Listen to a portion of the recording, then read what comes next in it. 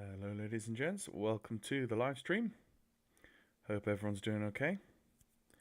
And I remember my previous live stream on Saturday, Friday? Saturday I think it was. My microphone volume wasn't up terribly high, so I've tweaked it up slightly more. So hopefully that's okay. And I'll just keep the sim sound slightly lower just so that we seem to be okay. So, yeah, please just pop messages in the chat just to let me know if you think the audio levels seem to be okay. And we'll start getting set up. We've got an interesting evening ahead of us with Vatsim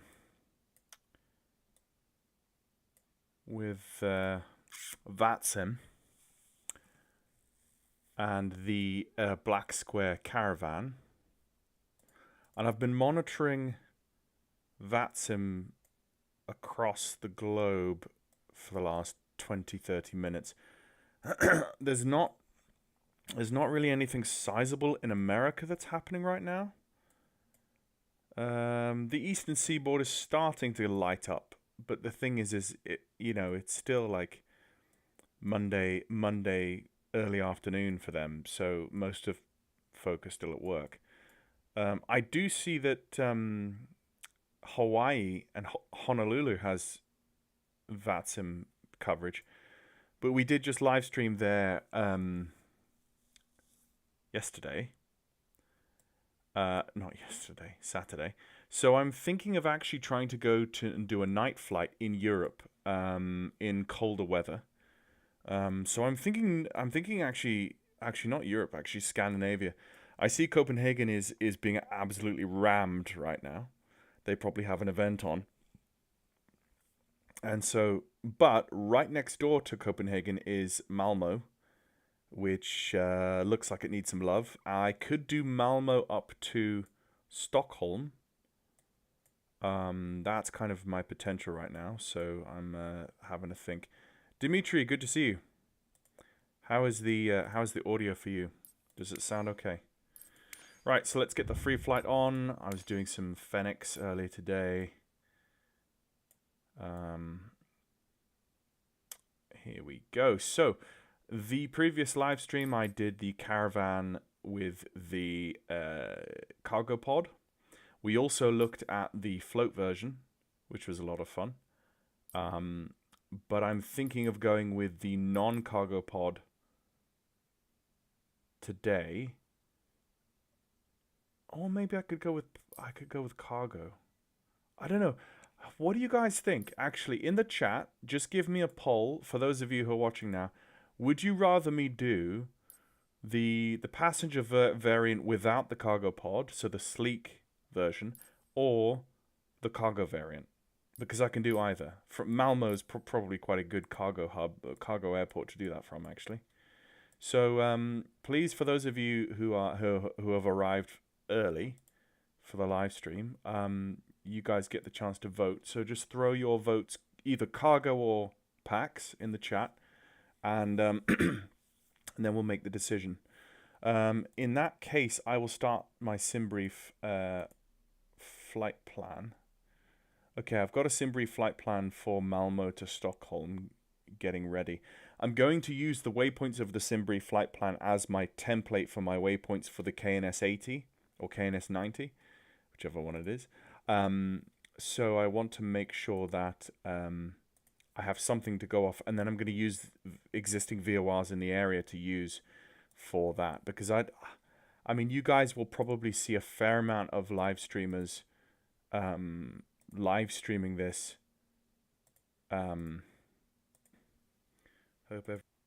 Live streaming this with GPSs inside and just going, GPS navigation. And so, being a YouTube channel in the minority who strictly likes to focus on non-GPS navigation, I thought, best to try and stick to the old school stuff and, raise some awareness that it is fun to fly without GPSs as well.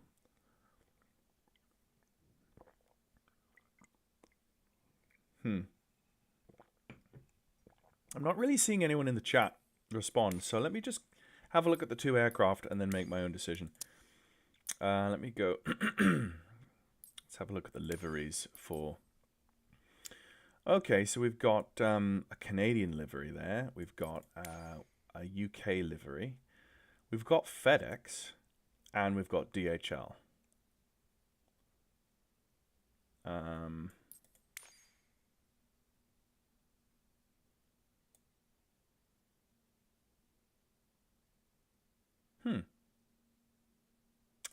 don't know. It's kind of a toss up between this and the.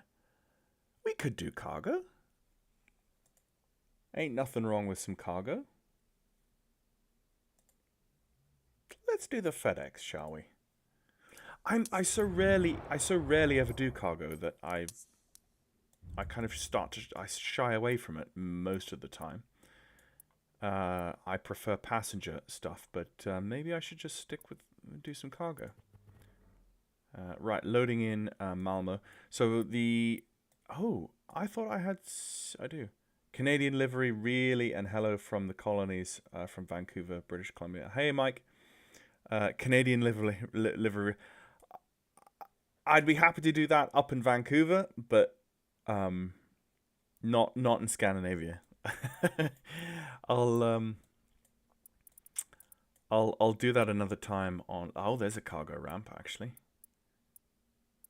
Let's just whack it over here in the corner, and then let's have live weather, live time, everything live, and start flight. Okay. So we'll get Vatsim plugged in. We can do all those fun things. Right. What's the registration of this bad boy? Yeah, this is going to be a night flight, which is... Oh, and it's raining, so this is going to be interesting. Bit of a challenge.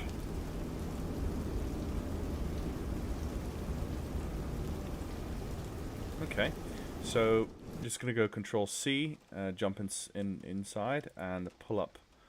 We're going to go like so. We're going to go realistic cloud strobe effect. Yes, we want to see that. I think that's everything I want. Okay, let's go like that, and then let's get some lights on. Yeah, makes sense. Thank you. Yeah. Yeah, as people jump into the chat, we'll get set up. Pitch black dark in here, of course. I wonder if the... Right, payload. Ah, there we go. Okay, so let's have a look at the payload before we do anything else. Let's sort payload. So let's have a look. What did my Simbrief flight plan say?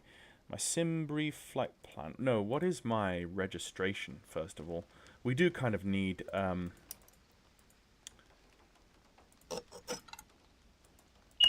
There we go. Turn those off. Let's get the external power on, because we can't really think without... There we go. So, let's turn on some lights. Them's some nice lights. Oh, yes. Oh, look at them. Yes, wow, beautiful, beautiful. Okay, so we will use, well actually let's just call ourselves FedEx 7 Golf or something, I don't know. What's the FedEx call sign? Let me see, FedEx aircraft call sign. FedEx Express, FedEx, Cessna Caravan call sign. FedEx Express. Well, FedEx operates.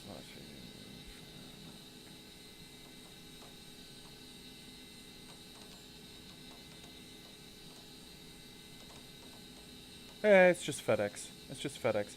But what's the actual FedEx Cessna Caravan FedEx call sign? What's the actual 3-letter ICAO code? Oh, FDX. FDX. Okay, sweet. Let's get FDX. So let's go airline FDX. Flight number. Let's just call ourselves 7 Golf. That sounds fun. 7 Golf. sounds good. Kilograms, etc. We do not want a SID or a star. Thank you. So generate.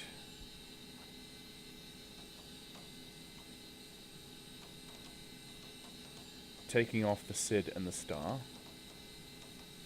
This is going to be a weird one because I'm going to be giving Vatsim controllers a flight plan with GPS waypoints and then telling them that I can't operate a GPS. I'm going to be using non-GPS RNAV, which is going to be a bit weird for them. And this is why I didn't want to fly into like Copenhagen, because it's so busy. Controllers don't have the mental capacity for something like this. So that's why I thought two airports that are a little bit quieter would be better. So pre-file on a network. Let's go pre-file on Vatsim. Let's just pull that into little nav map now. Open plan from SimBrief, download, create flight plan. Right, so that's brought in the SimBrief flight plan to little nav map, and then I can begin to plug in to the KNS 80. Yes, the KNS 80, the waypoints. Okay, FedEx 7 Golf. Equipment is, I'm going to go equipment is Alpha. Transponder Charlie. Yes. Okay. Remarks.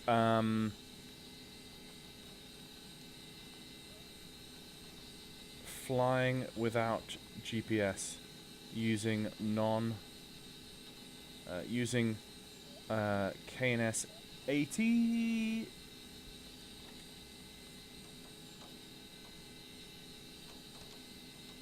Okay, there we go. Voice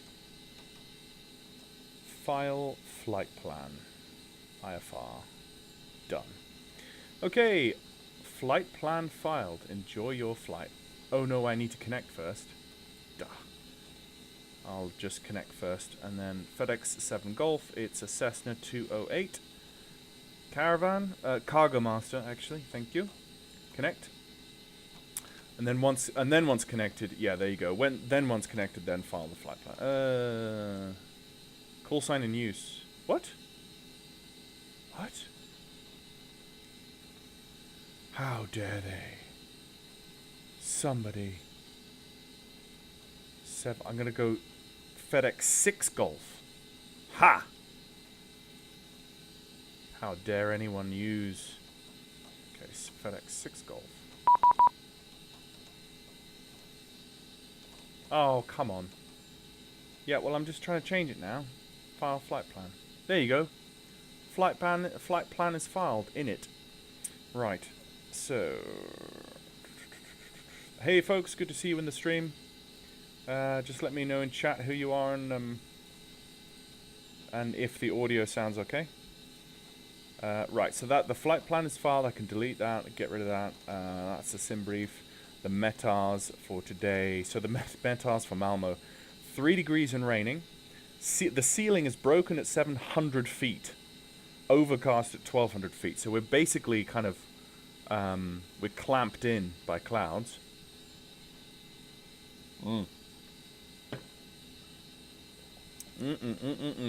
Right, let's go SimBrief flight plan and let's pull up our weights and balances and get them done. So let's look at our tablet. Let's go to kilograms. So block fuel to begin with is 830 kilos for this flight. We currently have on board 514, so we need a lot more. Let's go 830. Okay, so 857. Slightly. Yeah, that's what I want. That's what I want. Okay. Now, what I want to do is I want to then fill up the rest of the weight with internal cargo. So the estimated takeoff weight is 3,700 kilos. So we've got essentially an extra 1,000 kilos to go. So let's start. 37. What were we? 379. 36.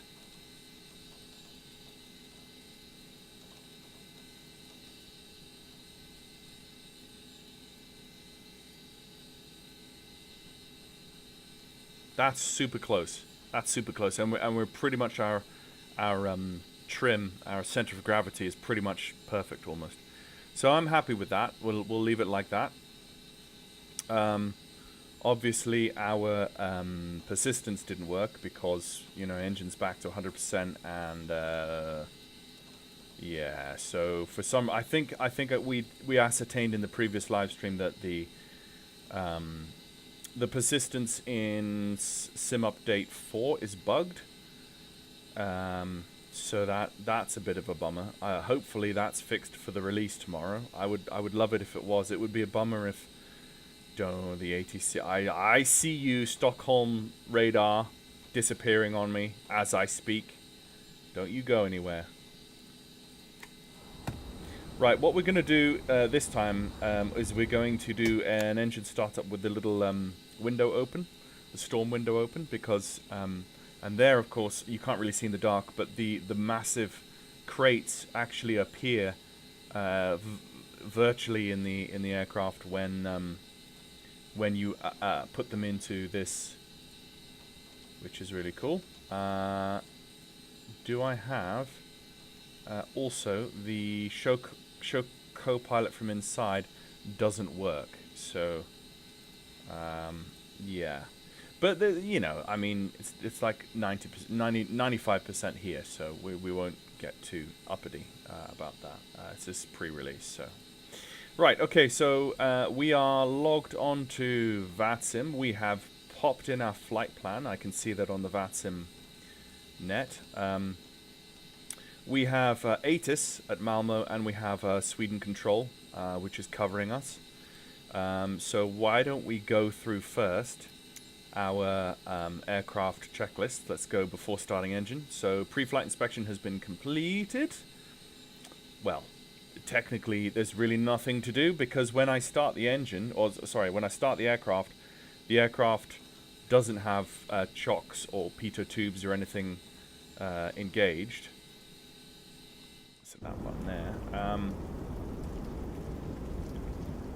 If the persistence was working, then, and you had it checked in the EFB, then every time you loaded up the sim, you would have pitot tubes and chocks and such installed, but you don't for this. But let's see, if I open this, I can see the crates inside. Yeah, look at that.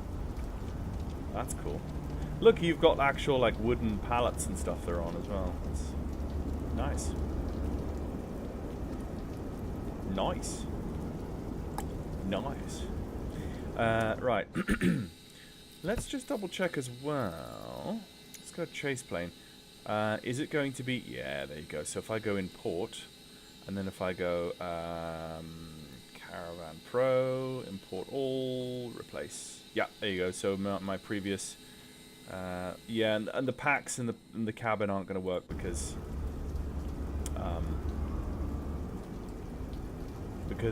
it's not a PAX layout in the back. Okay, so pre-flight inspection is complete. Passenger cabin doors unlocked, I guess. Cabin doors latched. Parking brake is set. Control lock has been removed. Let's just get my joystick up and ready to roll. It's gonna be interesting doing this at nighttime on Vatsim. Seats and seatbelts are secure. Switches are off. Let's just double check. Yeah, all the switches are off. Oh, hello, windshield anti-ice power. I don't think I touched you. Maybe I did by accident. Ignition switch should be on norm, which it is. Circuit breakers are, yes, we have just checked, all in. Fuel selectors are on both. Oxygen pressure 15 to 18. Oh, hello, the oxygen pressure. Oh, it's because... No? Why is the oxygen pressure dead? Oh, that's interesting. If I pull up the EFB, go engine, and if I then go electrical, no, cabin, oxygen, pulsometer. There's a thing I saw to refill the oxygen. Recharge battery, payload, refill oxygen. Yes, it's coming up now. Interesting. I haven't flown this aircraft before. And, interesting. Okay. Well, that's, I mean, it's in the checklist, and we checked it, which was good. Ventilation and air conditioning is all off. Bleed air is off, that's the red one. Cabin air mixing is flight push, that's correct. Emergency power is in normal. Power lever is in idle. Propeller can now go full forward. Condition lever is in cutoff. Fuel cutoff is pushed in. Firewall valve is also pushed in, I can see down there. The battery switch is on. The annunciators, let's test. Tested. Fire detection warning is tested. Flaps are up. And no smoky seatbelt as required. I mean, obviously they're in-op because this is a cargo variant, which is cool. Funny how cargo shows up but not passengers, but still plan to get it, yeah. Yeah, that's a good point. I saw on the Just Flight, one of the Just Flight videos on the YouTube channel where they were like debuting the product. You could see the pilot and the co-pilot in the cockpit from the external view. But I can't get that. So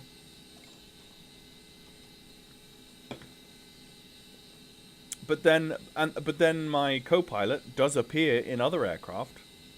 And I've not changed any of the settings, so I don't quite know what that's about. I guess I'll have to wait until I purchase it, depending on when that is. I don't know if I'll purchase it immediately on release day, but definitely will at some point, because it is an excellent one. All right, okay, let's go engine start checklist. Before, let's go beacon light. Let's go pop that on. Can we see that from the outside? Does it? Okay, yeah, that's up on the tail. Cool. Avionics switch 1 on. So now we've got the avionics on. What we can do is we can go call ATC and get the ball rolling on that, which will be good. Goodness me, there's a lot going on this evening, which is good. Right, so the ATC we need first is Malmo ATIS, which is 12928.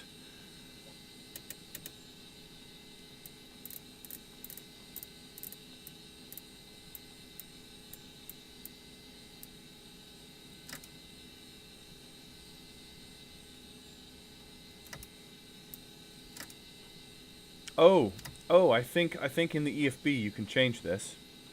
Yeah, Vatsim monster. Oh, we're going to come. Sure, it's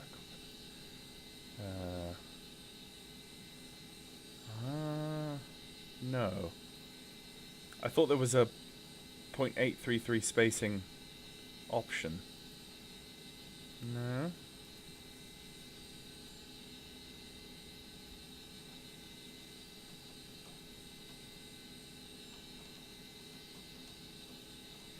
Ah.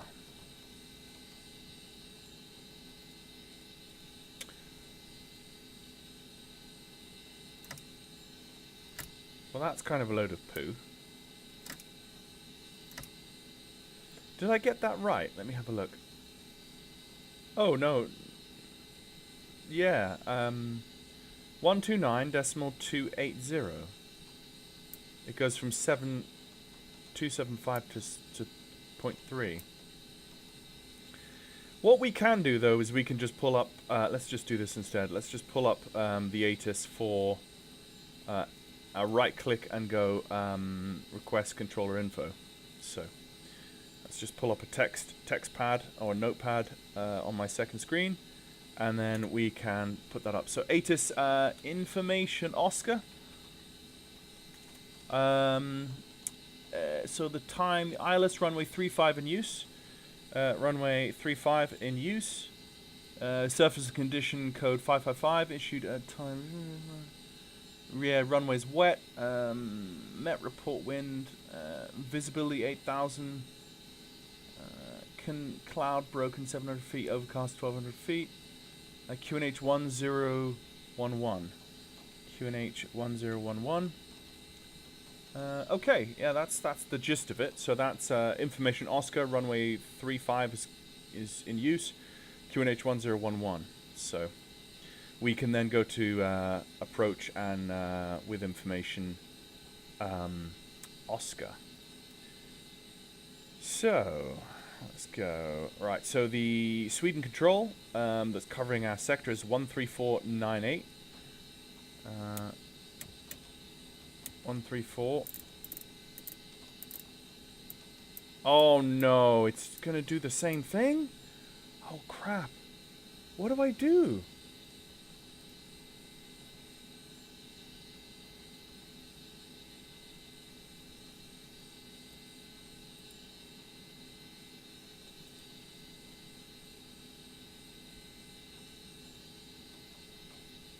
Can Thai 950 descend flight level 70 free speed. I just went to plan G and I right clicked and I said set to COM 1.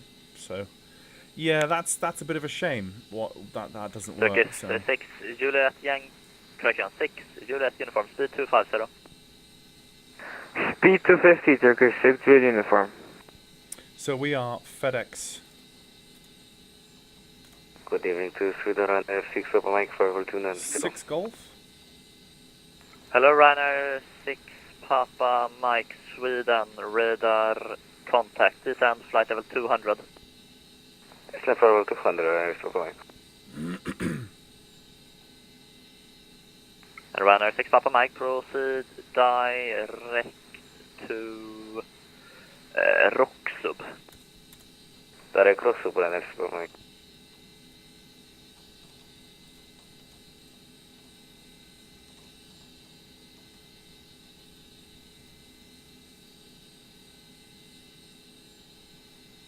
Sweden Control, good evening. FedEx 6 Golf on the ground at Malmo with information Oscar, requesting IFR clearance as filed. Hello FedEx 6 Golf, Sweden Control, stand by, call you back shortly. Ryanair 3 Tango, Tango descend flight level 1. I love the Scandinavian accents. Ah, thank you, Ozzy. Juliet uniform, report speed to Copenhagen 118.455. 118.455 reporter, speed Turkish 6 Juliet uniform, bye bye. You absolute genius. 13498. Ryanair 6 Papa Mike. What's the message? Are we going to expect any holding into Copenhagen or nothing for now? Yeah. Ryanair 6 Papa Mike, affirm enter Tidvo holding as published. Okay, Yes. whatever, enter Tidvo holding Ryanair 6 Papa Mike. We're on. Contact 1706 Lads. 4290. Hello, Sunturk 3706, Sweden, radar contact. The issue is the controller is going to be like, what is he doing? He's given me a GPS flight plan and he doesn't have a GPS. So, hopefully 5950 descend he reads my remarks. 2,500 feet per minute. We'll descend 2,500 feet per minute. And we're on the hold, so what's the reason? Time 950, then we have to speed brake. You will only need to hold for, well, 2 or 3 minutes, so having a flight level 170 there when leaving the hold wouldn't be very logical. Oh, okay, perfect, thank you for the... Turkish, correction, FedEx 6 Golf, Sweden. Go ahead. FedEx 6 Golf cleared to Arlanda by Nexil, 1 kilo departure, 4,000 feet, squawk 0225, information Oscar valid, QNH 1011. Just to let you be aware, we do not have a GPS. We're rolling with a KNS-80 RNAV system, but I'm happy to follow vectors for a SID, if that's okay, FedEx 6 Golf. FedEx 6 Golf, roger, clear to Arlanda after departure, runway 17, fly runway heading, climb 4,000 feet, and squawk 0225. That is cleared via runway 17, fly runway heading, climb to 4,000 feet, and squawk 0225, FedEx 6 Golf. FedEx 6 Golf, feedback, correct, startup approved. Start approved, will call for taxi, FedEx 6 Golf, thank you. Nice. Right. Okay, so he's given me a bit of a... I love Scandinavian ATC. They're so good at their jobs. Scandinavians are just pro. I am very pro Scandinavians. I have experience of Scandinavian efficiency and professionalism, and it is the top. I'd say it's probably the best in the greater European area for professionalism. Scandinavians, you cannot beat them. Right, so we do not have to give a crap about a SID. Delete that. Okay, so it's QNH 1011, and he's given us runway 17. Let's just have a look at my runway 17. Yeah, okay, I've got that. Right, ready for runway 17, and he says fly runway heading, climb 4,000 feet. So what we can do is now go ahead and complete the rest of our engine start, because he gave us clearance to start. So battery volts. United Tango, stop descent, flight level 120. Stopping descent 120 and 3 Tango Tango. Battery. Contact 1706, join holding at Tidvo as published. Volts. Join holding at Tidvo at established center. Yep. 1206. External power is United on Papa bus. Mike, descend, flight level 130. Then the bus volts. Descent for 130 and runner 6 for Mike.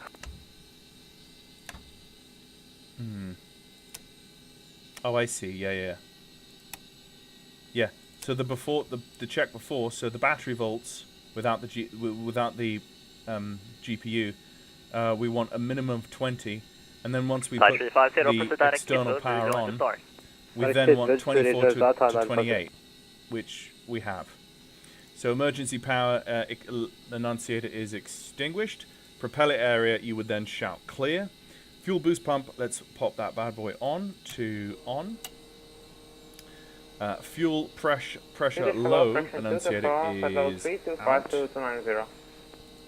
Hello, Fuel flow, 224 Sweden control, radar, non-fuel flow. Start switch, start. flight level 2, Right, let's open the window. 50, join holding at Tidvo as published. And I will let you listen. Descent 250, halt over Tidvo established, direction to the farm.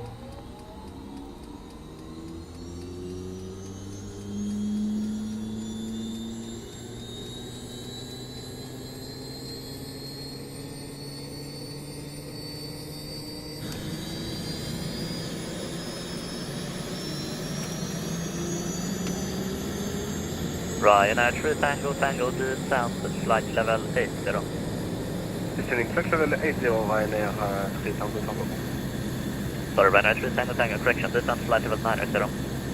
Descending flight level 90 Ryan Air 3 Tango Tango. Thai 950, descent altitude 5,000 feet, Malmö QNH 1011 and free seat. Correction, free rate of descent. Descend 5,000 feet, free rate of descent, QNH 1011, Thai 950.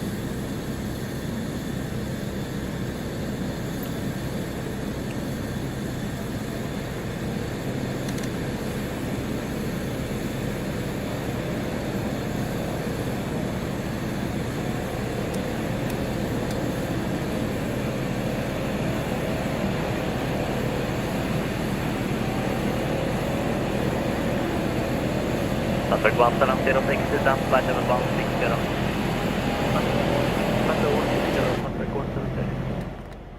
Fraction 224, descent, flight level 230. Can't really see we haven't really used much of the battery, so maybe it's not charging. So fuel boost pump should be on norm now. Fuel boost pump is extinguished. Weather radar can go on standby. And avionics switch goes on to 2. Nav lights is required. Let's get navs on. That's okay for that. Cabin light. Oh, if we turn the cabin lights on, yeah, we can then see the boxes. That's cool. Suction check. Yep, suction's holding just under 5. Remote compass I tend not to touch that or else I'll screw it up. Ventilation and defrost. So for the ventilation and defrost, let's go the bleed air. Let's go on. Let's go to, actually, because it's going to be cold, cabin. 950, direct Charlie Hotel 630. Direct Charlie Hotel 630, Thai 950.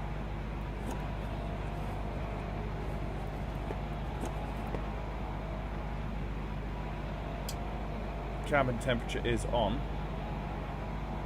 Left blower, aft blower, right blower, air conditioning mode, cool, Ryanair 3 Tango Tango, ventilate. descend flight level 70. Off. Listening, flight level And the air 70, conditioning Ryanair 3 fans, Tango Tango. temperatures. Okay, so Ryanair 6 Papa radios Mike, check. level So 100. radios are okay. 8 Power 100 and 6 Papa Mike. Okay, Contact what 1706, we do is go descend to flight level RNAV 140. and RNAV. What we also need to do is we need to start plotting a few of our Contact 1706, descend flight level points. 140, free speed. Sorry, I was muted. Descend flight level 140, free speed, Center, go on, 706.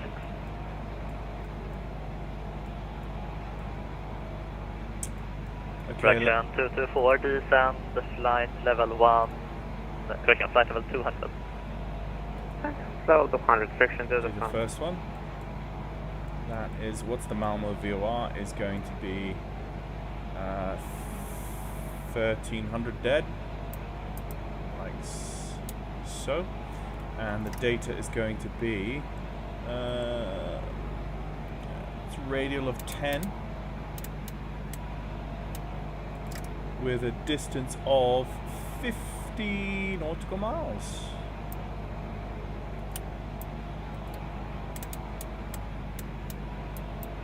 Set. That's the first one. Let's go number 2. It's that quick. It's that quick whenever you get the idea. So the next one. 950, contact Copenhagen, approach 118.455, bye bye. 118, 455, Thai 950, We'll go BDOS. Contact 1706, descend 11.6. flight level 8, disregard. 11.6. That is Papa Mike, sorry for that, I don't know, my 1-2. pilot just disconnected, sorry for that, I'm back now. Ryanair 6 Papa Mike, no problem, descend flight level 80.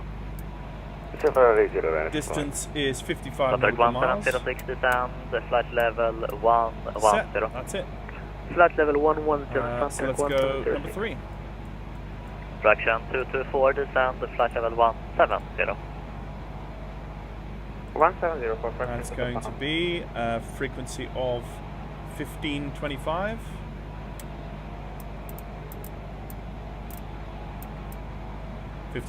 set, and that's going to be radial of 88.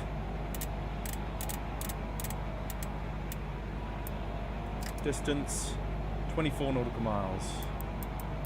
Set. And then the this is gonna be good. Number 4 is going to be it's going to be Contact 1706, descend flight level 100. 14.3. Flight level 100, Contact 1706. 14.3 set and radial of 117.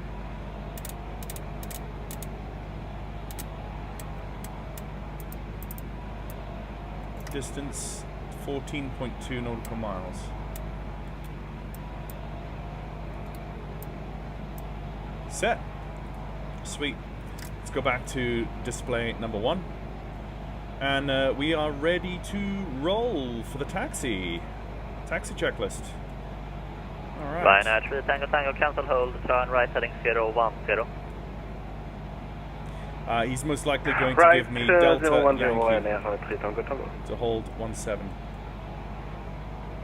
So let's listen to that. Sorry,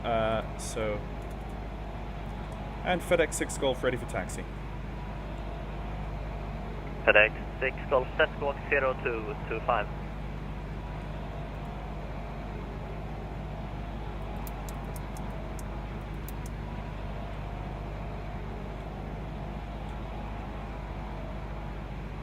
And Ryanair 3 Tango Tango, any speed for us? Ryanair 3 Tango Tango, speed 250. Speed 250 Ryanair 3 Tango Tango, thank you. Answer 1706, descend flight level 90. Descent 90, Sunturk 1706. Fraction 224, descend level 120. 120, fraction 2 descent. Ryanair 3 Tango Tango, turn left direct SCR, rejoin the star. Can you say again for Ryanair 3 Tango Tango? Turn left direct SCR, rejoin the star, and descend 5000 feet, QNH 1011. 5000 feet, QNH 1011, and direct XR Ryanair 3 Tango Tango.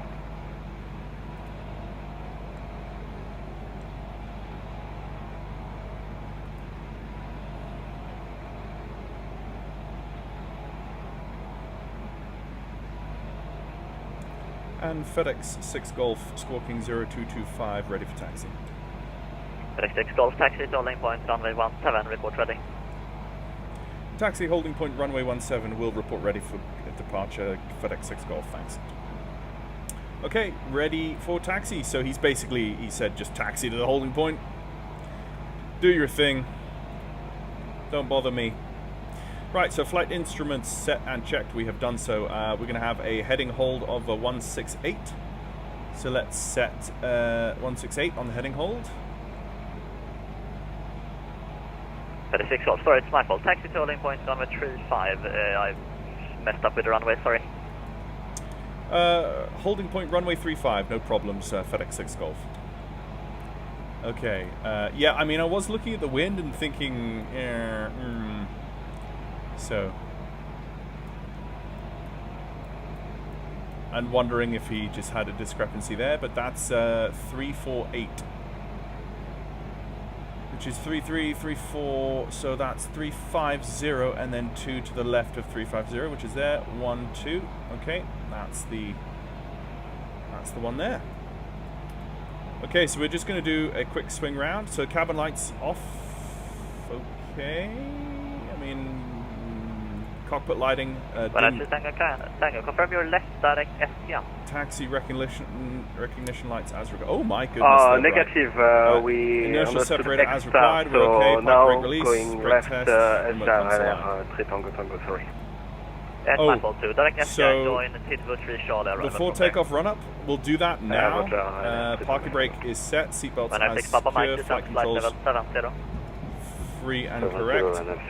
Standby alternator Fraction 224, needs to descend go flight on. level 100. 100. Standby alternator check 0 amps. Good angle, Carter. Yeah. Wizard 2, Golf generator Whiskey, load, Papa 260 to run. Load to 36 Hello, amps. Wizard 2 Golf Whiskey, Sweden, control, Yeah. radar, contact, Generator descend, switch flight trip. level 200. Descent flight level 200, Wizard 2, Golf Whiskey.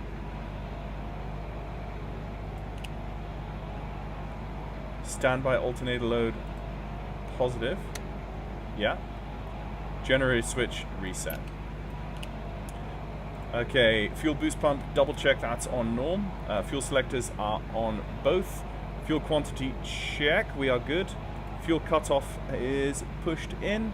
Trims set for takeoff, which should be on the takeoff. Set there. Flaps 10, just put flaps 10. Power lever 400 foot-pounds. So let's bring them up to 400 foot-pounds on the torque. Hello. There we go. Just to there. Suction. Check. Yep. Bus volts. Yeah, 24 minimum. That's good. Inertial separator on. And we're supposed to look at the ITT check increase. So the ITT is currently 700. I see no change. Oh no, okay, that's an ever so slight change of the ITT, but basically nothing. To put that back off, engine instruments check. Oil's still good. Fuel flow, holding, ITT, prop, torque, everything's still good. Power lever 1800 RPM. Tango, Tango, contact Copenhagen approach 118.455 and report your speed. So Speed 1800 on 118, RPM, 455 678. Ryanair 3 Tango Tango to you. So set about a little bit less, about about there. So overspeed governor, check that it's... Where is the overspeed governor? There it is. Yeah, check that it's 60. It's 60 either side, which is good. Power lever, now idle that. Pitot heat. Oh yeah, so now we need to check the voltage. Is it on the generator load? Modern approach, Cockpit. Yeah. Midnight 3, descending through flight level 110 Yeah. for flight level 100. Hello, Midnight 3, Sweden control, radar contact. Cleared Rasmus, 1 Tango arrival, runway 35, direct Mike, Sierra 501. So all of those load up? Flight level 100. Cleared Rasmus 1 Tango, direct Mike, Sierra 501. We will need that. and Ice down to protection flight as level required. 100, So wing lights. Let's get the wing lights on. Windshield de-ice. Contact 1706, descent flight level 80. Descent flight level 80, center, 1706. Let's put them on auto. Boot press. Okay. Heading bug is done. Oh yes. I don't want to actually check the autopilot because it screws up my well, actually no. Let's do it. This is the live stream. Screw it. Okay, so what we do is we basically turn on the autopilot, and you'll see in heading mode, you see the autopilot respond to the heading mode, and then if I change the bug, With 2 Golf Whiskey approaching flight level 200, and we have information Papa 1012. it should then go the other way. Mr. 2 Golf Whiskey, thank you. Descent flight You level see? 100. Descent flight level There you 100 go. with It'll 2 go the Golf other Whiskey. other direction. So just going to turn that off. Reset my heading bug, which was supposed to be 3 about there, and let's reset the Ryanair trim. 6 Papa Mike, cancel, hold, and turn right heading 340. Okay, heading mode engaged. Yeah, we did that. We did that. Roger, We did that. holding Battery right, charging. Roger, Battery charging less than 10. I'm not seeing a negative on the battery at the moment still, but weather radar as required. Ryanair We'll 6 leave it Papa there Mike, until we proceed get to strobe lights as required. Yeah, Enunciate rejoin the the testing. Consider. Windshield anti-ice. Flight instruments check. Storm windows. Yes, they're And Ryanair 6 closed. Papa Mike, descend altitude 5 Cabin knots, is QNH done. Fuel 1012. conditioner is high idle. Brake release. 101 Okay, so basically we're now on to Phoenix the, Show, good evening. Finnair 3 Whiskey Romeo, descending flight level 290. Hello, Finnair 3 Whiskey Romeo Sweden, radar contact, descend flight level 200. Descent flight level 200, Finnair 3 Whiskey Romeo.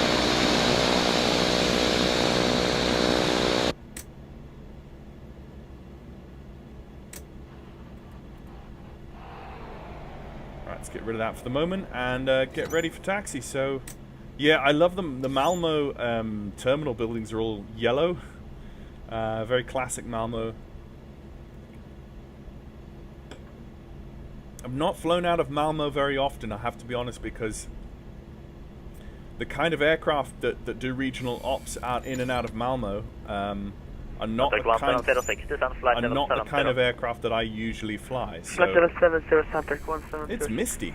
It be misty out Reaction tonight. 224, descend flight level 90.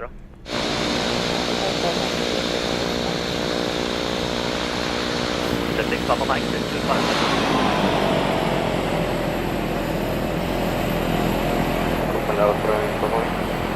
Alright, Ryanair 6 Papa Mike, 625. Okay, we're going to taxi down here all the way to the end. How are we all doing in chat?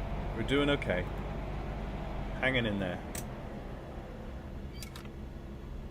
It sounds when you go out of beta into like high idle, it sounds like the engine just dies, but it's not the engine cutting, it's just that for some reason With 2 Golf Whiskey, speed 270. it's for some reason the It is 70 operator with 2 Golf Whiskey.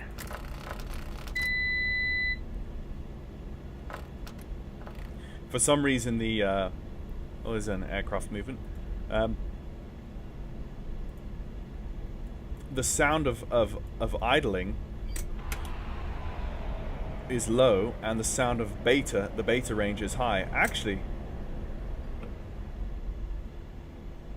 oh, interesting. Look at that. Look at the lighting in the cockpit changes when I go into beta versus when I'm in idle, and it's because the amount of power Papa Mike, contact Copenhagen 118. the amount of power the engine is putting out is fluctuating, which means the generator can't keep up with the voltage load on the bus that's requiring energy for all the lighting and stuff. So, and with all of the landing lights and taxi lights on, the generator is struggling to power everything, and so some lights are dimming whenever I'm pulling out some of the power. That's really well done. You can notice that in your car headlights, actually. Whenever you can see minor fluctuations in your car headlights whenever you're coming to a stop and turning the engine off, or turning the engine on, or revving it at certain points, or something like that.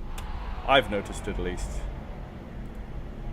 My wife hasn't, but I'm a guy, so, you know, I notice these sorts of Whiskey, things. descent flight till correction, descent altitude 5,000 feet, QNH And of course, 1012. Stockholm Send out to 5,000 feet, QNH 1012, ATC Whiskey has 2 gone Golf offline. Whiskey. Because that's what Vatsim does to me. QNH Whiskey Romeo, join holding at Tidvo as published. Join the holding at Tidview as published for Finnair 3 Whiskey Romeo. Control green, Finnair for Papa Tango 300. Low Finnair 4 Papa Sweden, radar contact, descend flight level 210.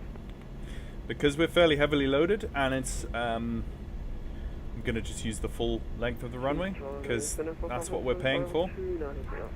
There's a secondary runway here at Malmö. That's interesting. It's a tiny one, but it is there. Interesting. So he's saying he's going to tell me to fly runway heading.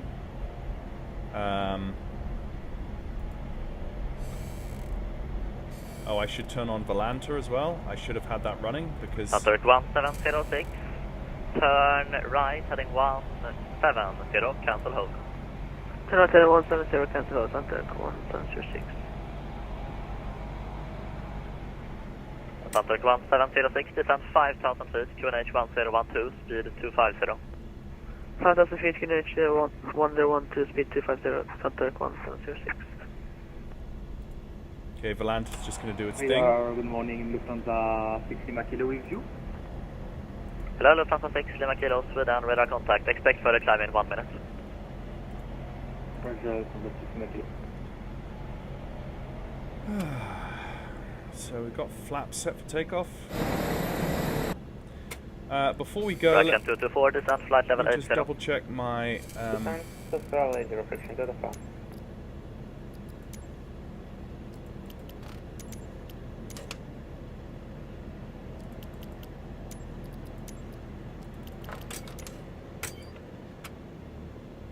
yeah, that's correct.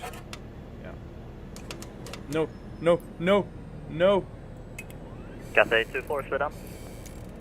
You didn't see that, guys. You didn't see that. We said 2 Golf Whiskey, descend 4,000 feet. Then 4,000 feet, Whiskey 2 Golf Whiskey. Okay. You guys didn't see that. Nobody saw anything. Sunturk 1706, turn right, direct SCR, rejoin the start. Nobody saw anything. ATC didn't see Turn right, anything. heading Nobody saw anything. correction, direct to SC hold, join the star, Sunturk 1706.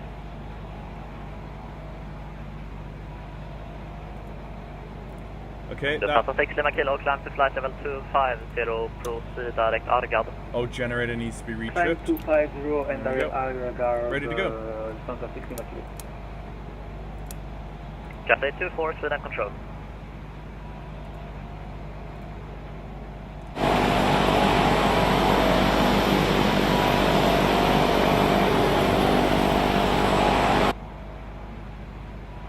We said 2 Golf Whiskey, speed 250, not greater. Speed 250 greater, Whiskey 2 Golf Whiskey.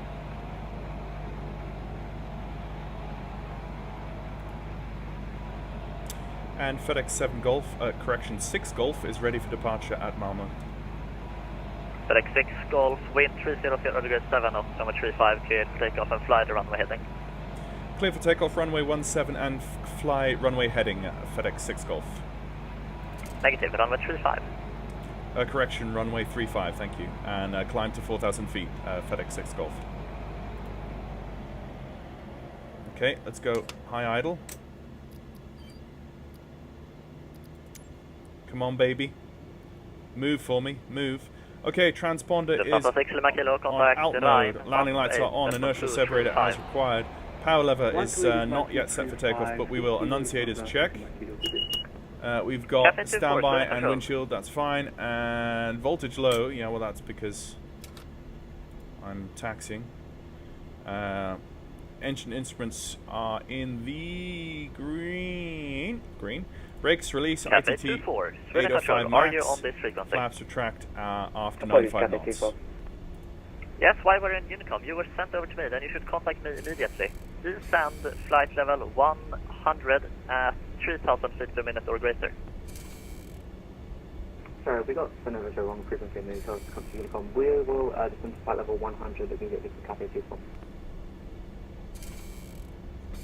We set to Golf Whiskey, descend west star 2,500 feet, cleared ILS, and via the star, cleared ILS approach, runway 2, correction, runway 35. Via star descend 2,500 feet and via star cleared ILS Power approach set. runway 35 with a 2 Golf Whiskey. Power set. Airspeed live. 60. Correction 224, descend flight level 70. Descend level 70, correction. Midnight 80 knots, check. Descend flight level 90. And the nose will start coming up. Descend flight level 90, midnight 3. Oh, heavy this evening. Whoa, heavy this evening.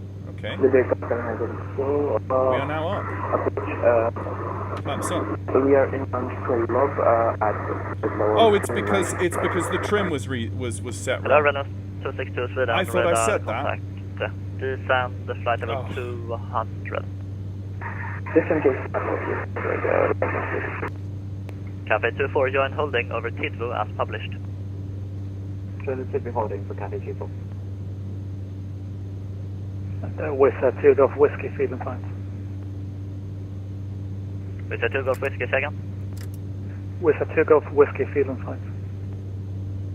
With 2 Golf Whiskey, roger, no visual approach, Charlie. Sorry. With a 2 Golf Whiskey, roger. Contact 1706, contact Copenhagen 118, decimal 455. 118, 455, Santiago 106.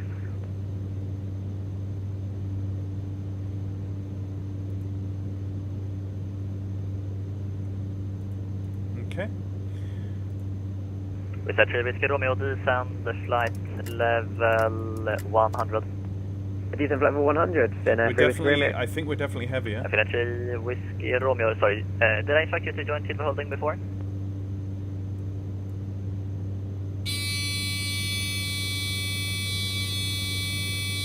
Cafe 24, stop descend at flight level 200.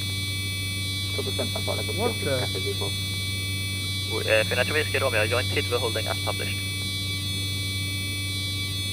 What the crap? Sweden, good evening, Lufthansa 3 Tango November, maintaining flight level 190, direct saddle. Hello, Lufthansa 3 Tango November, Sweden, radar contact, climb level 250. Climb flight level 250, Lufthansa 3 Tango November, thank you. Finna 3 Whiskey Romeo, join holding at Tidvo as published. Sorry, we've already said that. Holding Tidvo as published, Finna 3 Whiskey Romeo. Finna 3, descend altitude 5,000 feet, QNH, correction, descend 4,000 feet, QNH 1012 and maintain present heading.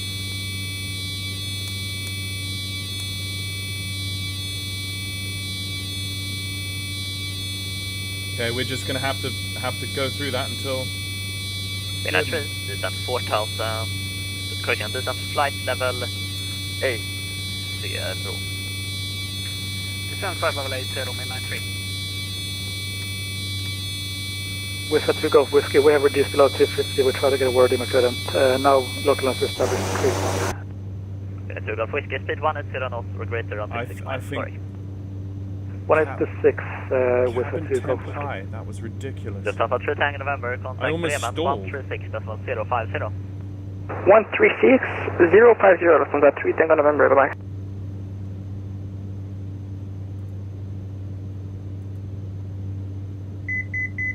1,000 feet to go, outsell. Midnight 3, turn right heading 220, expect to be taken through the localizer. Right heading 220 and copy midnight 3.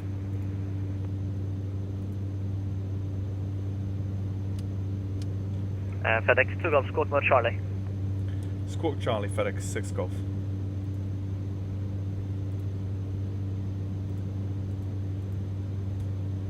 Always forget that. Finna 3 Whiskey Romeo, descent flight level 80. Descent flight level 80, Finna 3 Whiskey Romeo. FedEx 6 Golf, radar contact, climb to flight level 70 and proceed direct next hill. Climb to flight level 70 and proceed direct to next hill. FedEx 6 Golf. Midnight 3, descent altitude 2,000, correction, descent altitude 2,500 feet, QNH Okay, 1012. RNAV. Descend to 2,500 feet, 1013 on the QNH, midnight 3. Nav. There we go. Sweden Control, good evening. Scanning 1472, passing flight level 130 for flight level 190. Hello, Scandinavia 1472, Sweden, radar contact, climb level 250. Flying flight level 250, scanning 147. Okay, he said Finna flight level, so 4, we need to now go Papa, QNH 10. Flight, sorry, disregard, maintain level 210. Hang on. Finna 3 Whiskey Romeo, descent, flight level 17, correction, 10, Cathay 11, 24, descent 12, level 170. 3. That's 170 for Cathay 24. We say 2 Golf Whiskey, wind 300 degrees 7 knots, runway 35, clear to land. 35, clear to land with Takeoff Whiskey. Finna 3, turn right, heading 270. Right heading 270, midnight 3. Finna 4 Papa, join Tidwell holding as published. That threw me there. That threw me, that weird noise. I've never had... I must have left the heating... Yeah, I must have left the heating on way too high there. Cathay 24, descent, flight level 160. 160 for 64. I'll just open them a Correction, slight 24, leave holding, proceed direct S. Yeah, way rejoin like start. that and just monitor it. Access 4% direct to SJA and rejoin the start. Correction to the farm. Interesting, it Correction 24, correct, descent 5,000 it feet, simulates QNH the cabin getting too hot. 5,001 Okay, Peter Heat, Midnight 3, we're turn going right, to keep heading that on. 020, cleared ILS approach, runway Ice 35. protection as required. Yeah, we're going Right to keep heading that on. 020, cleared ILS approach, runway 35. Because we are very close to freezing, but we're below. Prop lever 16 to 1900 RPM.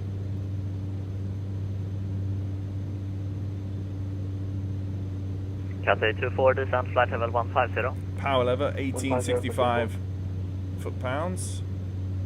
20, yeah, just below, that's fine. ITT less than 740. Yeah, it is air conditioning as required. Hello, Renault 3353, Sweden control radar, contact, descent, Right. flight level Airspeed, 220, and join Tidwell holding as Okay. published. Hello, Ian. Good evening. By any chance, can we hear feather position? Yes, you can. You can hear the tone of the Romeo, RPM. descent, flight level 70. You can hear the tone of the RPM. Yes.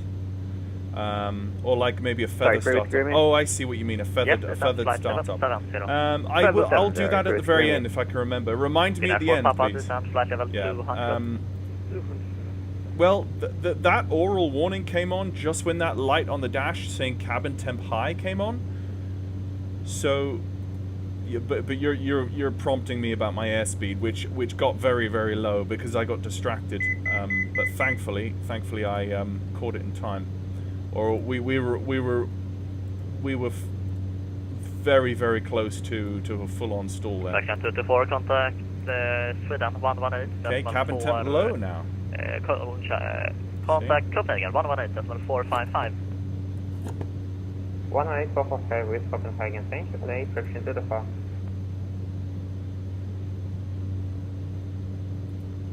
Yeah, 9 Celsius is a bit chilly, I will attest.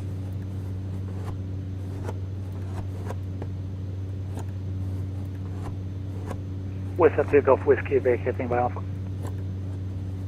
We say Takeoff Whiskey, welcome to Stirrup, taxi to stand 8. Stand 8, Whiskey, with Takeoff Whiskey. Cafe 24, descent flight level 120. 120. Okay, so let's pay attention to our navigation. For So Papa, we descent flight level are about 160. 35 nautical miles away from our first waypoint. Which, if you have a look on our Gander 1472, contact Bremen 136.050. navigating inbound Nexil. Contact And then Bremen on from Nexil, 136.050. our next waypoint is up here, is Bedos.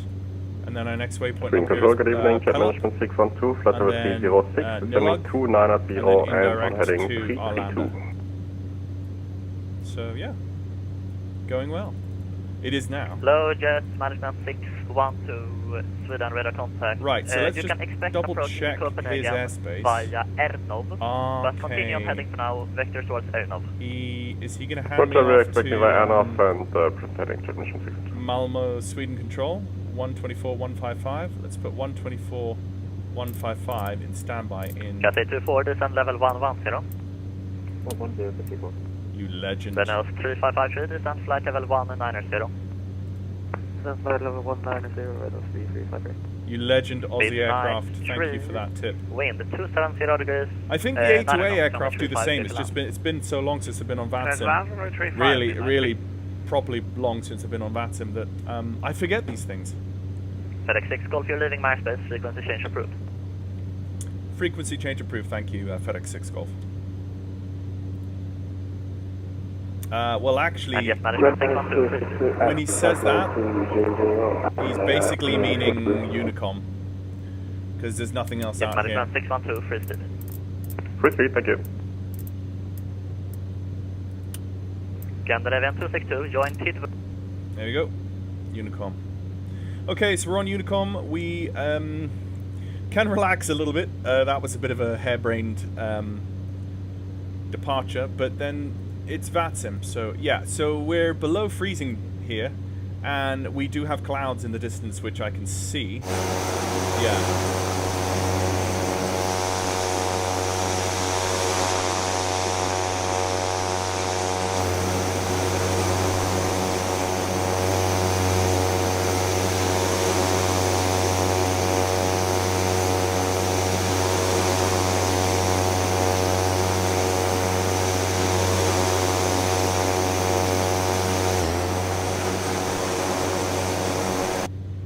Looks pretty cool outside. And let me just pause track IR and just relax. Everyone can relax now.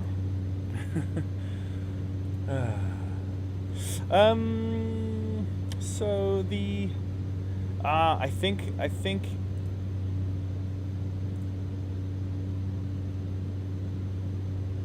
yeah, so for some reason my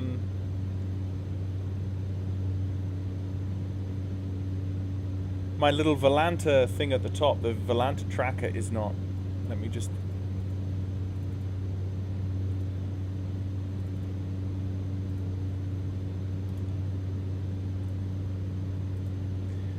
Is there no way that I can like turn it off and turn it back on again? I don't think so.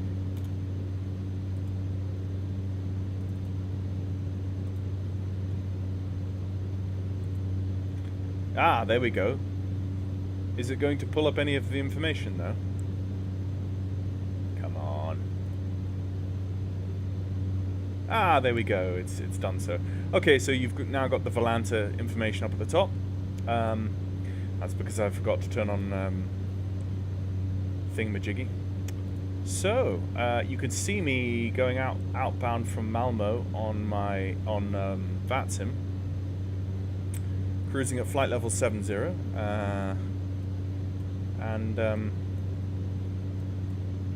Yeah, it's interesting because this KNS 80 really it really is an amazing piece of kit. The fact that it can compute virtual waypoints based off of VOR radials and DMEs,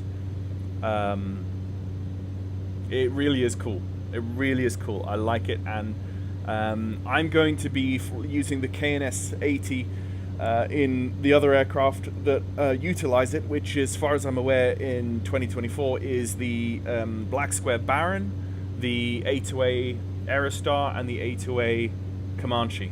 I don't know of any other aircraft that utilize it. I could be missing some, but there might be some that I don't have, for instance. But yeah, it's a really cool little unit. I only fairly recently learnt about it with the advent of the A2A Aerostar. That's the first time I came across that unit, and I was like, whoa, that's cool.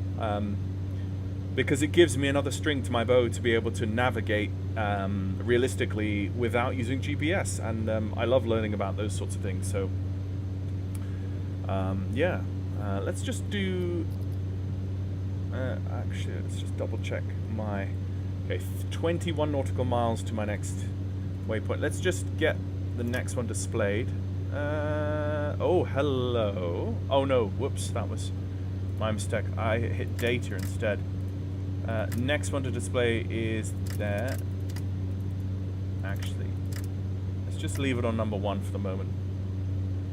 What we could do at some point, maybe in a future live stream or a future YouTube video, we could do a flight plan that's longer than than 4 waypoints essentially, which means that we then have to cycle through those 4 waypoints back to 1, 2, 3, 4, 1, 2, 3, 4, 1, 2, 3, 4, which would be interesting. So for those of you who are interested, the developer who develops the SkySim DC9 has just emailed me and said that I am cleared to make a video on the most recent update to the most recent beta that he sent me to test on the Dash 10 and Dash 30, and that I will also be beta testing the DC9 Dash 21, Dash 41 and Dash 51 expansion soon. So a little bit of SkySim DC9 beta testing info for you guys. He's let me know. He said it's fine for me to tell people that, and it's because I feel like he has just no social media contact. He doesn't really talk to his users, and so usually people who beta test stuff kind of keep it on the quiet, but he said that's fine for me to share. Alyssa Nor's just mentioned on Discord. The problem is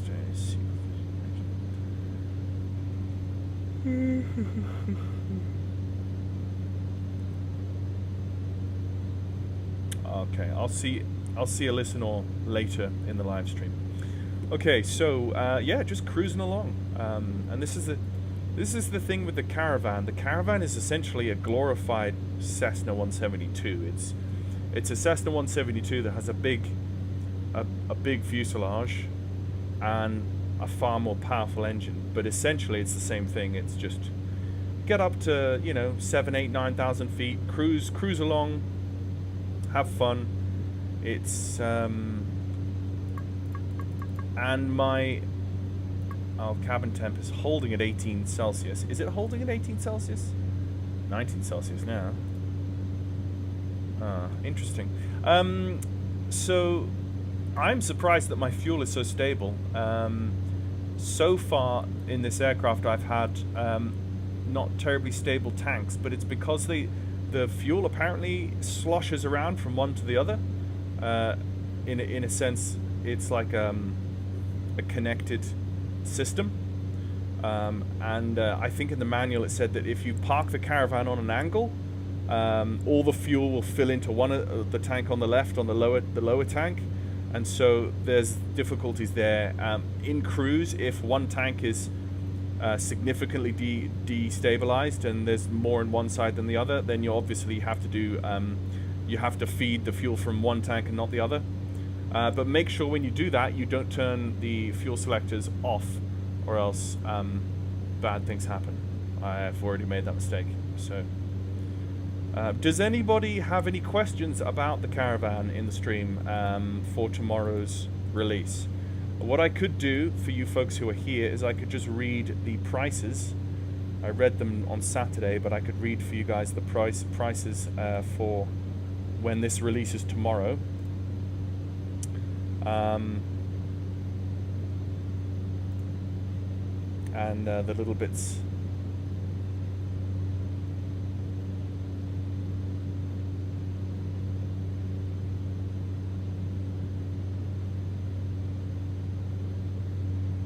Okay.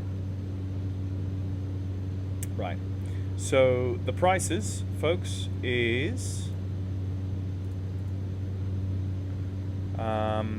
so for the package of all the variants together, that's the passenger, amphibian, and cargo. That's the bundle. Is £44.99, €55.95, $64.99. But if you want to buy the variants separately, so if you want to buy the passenger variant all by itself, that's the passenger variant with and without the cargo pod, right? It's £33.99, €37.95, $47.99. And then again for the amphibian and cargo package, it's the same. So it does, I mean, if you're going to fly the cargo and the packs, but maybe not the amphibian, it's still far more economic to go with the cargo, the whole bundle, really. Also, for those who owned the BlackSquare analog Caravan from before for 2020, for the single bundles you get a 20% discount, and for the whole bundle you get a 10% discount. So just to let you know. Okay, so we're coming close to our first waypoint change, 5.4 nautical miles. The way we do this is we essentially can just go on heading hold, like so, and then once we get overhead the waypoint, we can go to heading hold, switch the waypoint selector, and then tune the ADI needle, and then bring the heading hold, bring the nose round onto the new course, or just hit nav again. So no massive drama there. But you do need to manually do this for each waypoint change of the entire flight plan. And then obviously if your flight plan is longer than 4 waypoints, which let's be honest it usually should be, you then will need to, once you've gotten to waypoint, let's say 2 or 3 or 4, you then need to be resetting the waypoint 1 slot with the new information so that you can go seamlessly from waypoint 4 to waypoint 1. But to be fair, you don't have to do it in sequence. You don't have to go 1 2 3 4 1 2 3 4 1 2 3 4. You could go 1 3 2 4 or 1 4 2 3. You just select whichever waypoint you want to go to next and hit go, and it goes. It doesn't have to be 1 2 3 4 1 2 3 4 1 2 3 4. Okay, so we are 1.7 nautical miles. Let's go on to heading hold, and let's go. I will show you here on the unit. We are these 2 buttons here, use and display. What we want to do is we want to go and display waypoint 2, and it's flashing because we're displaying it but we're not using it. Okay, as soon as we hit use, it takes the waypoint in the display and it moves it over to the use, like so. That now means that now the computer understands that, okay, you wanted to look at waypoint 2, but now you actually want to go there. So we've done that. You see the ADI has changed, so we now swing the ADI needle around so that it's pointing, so we're pretty much on the radial, and then we want to swing the heading hold around slightly. Actually, we can just hit nav at this point anyway, so we're hit nav, and we're 77 nautical miles outbound from waypoint 2, and that's how it's done. It's super easy, so easy. I find it beautiful just how wonderfully easy this system really is. When you understand it and when you learn it, it's like, oh, well, of course, that makes sense. So I love it. I love it. And I think anyone who wants to kind of step out of GPS usage and just start to learn the way it was done before, this is easy. Anyway, so Aussie says, we had a weird one down here in Australia. They had the aircraft jacked about 2 to 3 mile in the air. They had the aircraft jacked about 2 to 3 meters in the air. Okay. they left the fuel tanks on, and the poor birds slowly cross-fed and fell off the jacks. Wow! No way! That's incredible! Wow. So they had the aircraft jacked about 2-3 meters in the air. They left the fuel tanks on, and the poor birds slowly cross-fed and fell off the jacks. Wow. I feel really bad for the dude who... Hang on a second. Why am I at 6,000 feet? Oh, come on.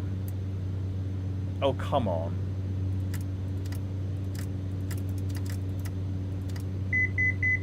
He told me to climb to flight level 70, not flight level 60. You see, this is where I'm clicking all these buttons. I'm not. Yeah. I mean, being, if he was really on the ball, he would have caught that. But he had I could tell he had a lot going on. So somebody's flying the DC-6. Somebody's flying the DC-6 on Vatsim. Scandinavian 846 from Copenhagen to Echo Sierra Sierra Bravo. I see you. No one's allowed to fly the DC-6 on Vatsim apart from me. I feel quite jealous about the DC-6 on Vatsim because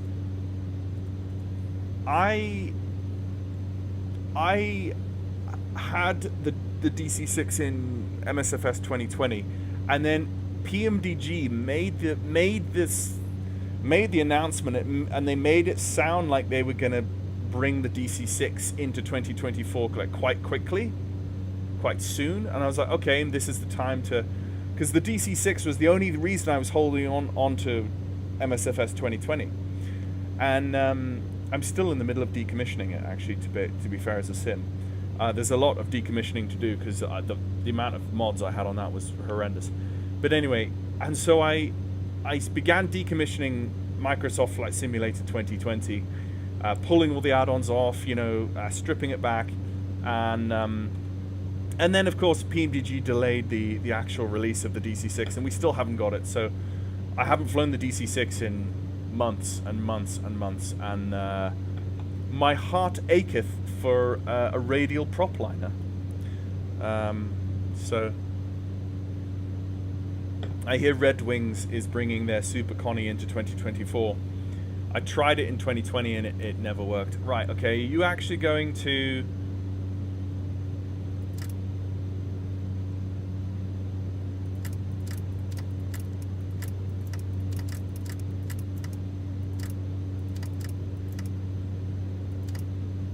There we go. Are you actually going to stop at flight level 70 for me, man? There we go. Well then, level out, will you? Go on.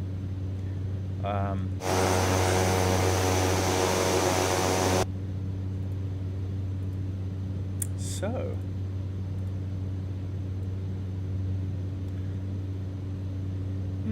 yeah, Copenhagen still looks absolutely rammed. There has to be some sort of event going on.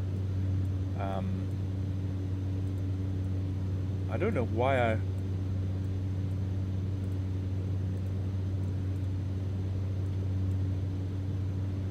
So there is stock Sweden control, which is 118.405. I can preset that 118.405.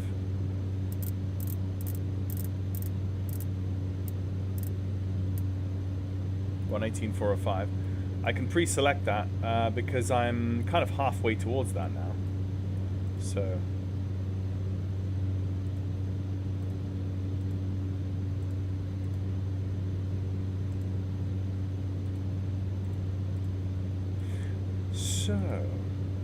so for those of you who are watching, I'd be interested in knowing what kind of content you would like to see in the future on my YouTube channel, because what's going to happen in the next several months, I got some weather off to my 10-11 o'clock there, I can see, keep my eye on that. So what's going to happen in the next several months on my YouTube channel is there's going to be... why are you still descending? What? Why?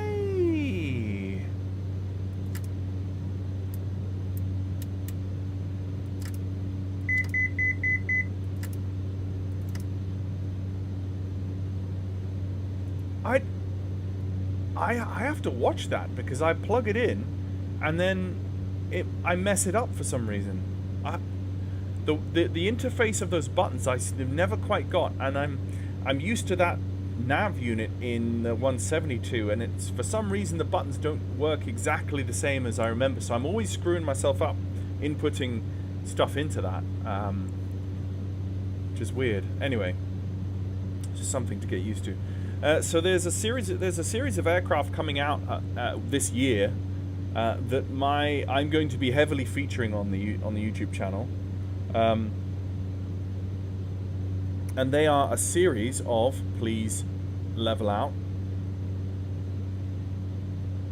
Why are you not leveling out? What's wrong with you?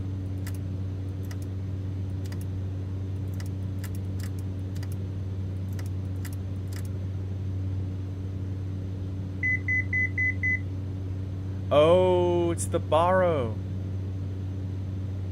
Yes, dead mode. That makes complete sense to me now.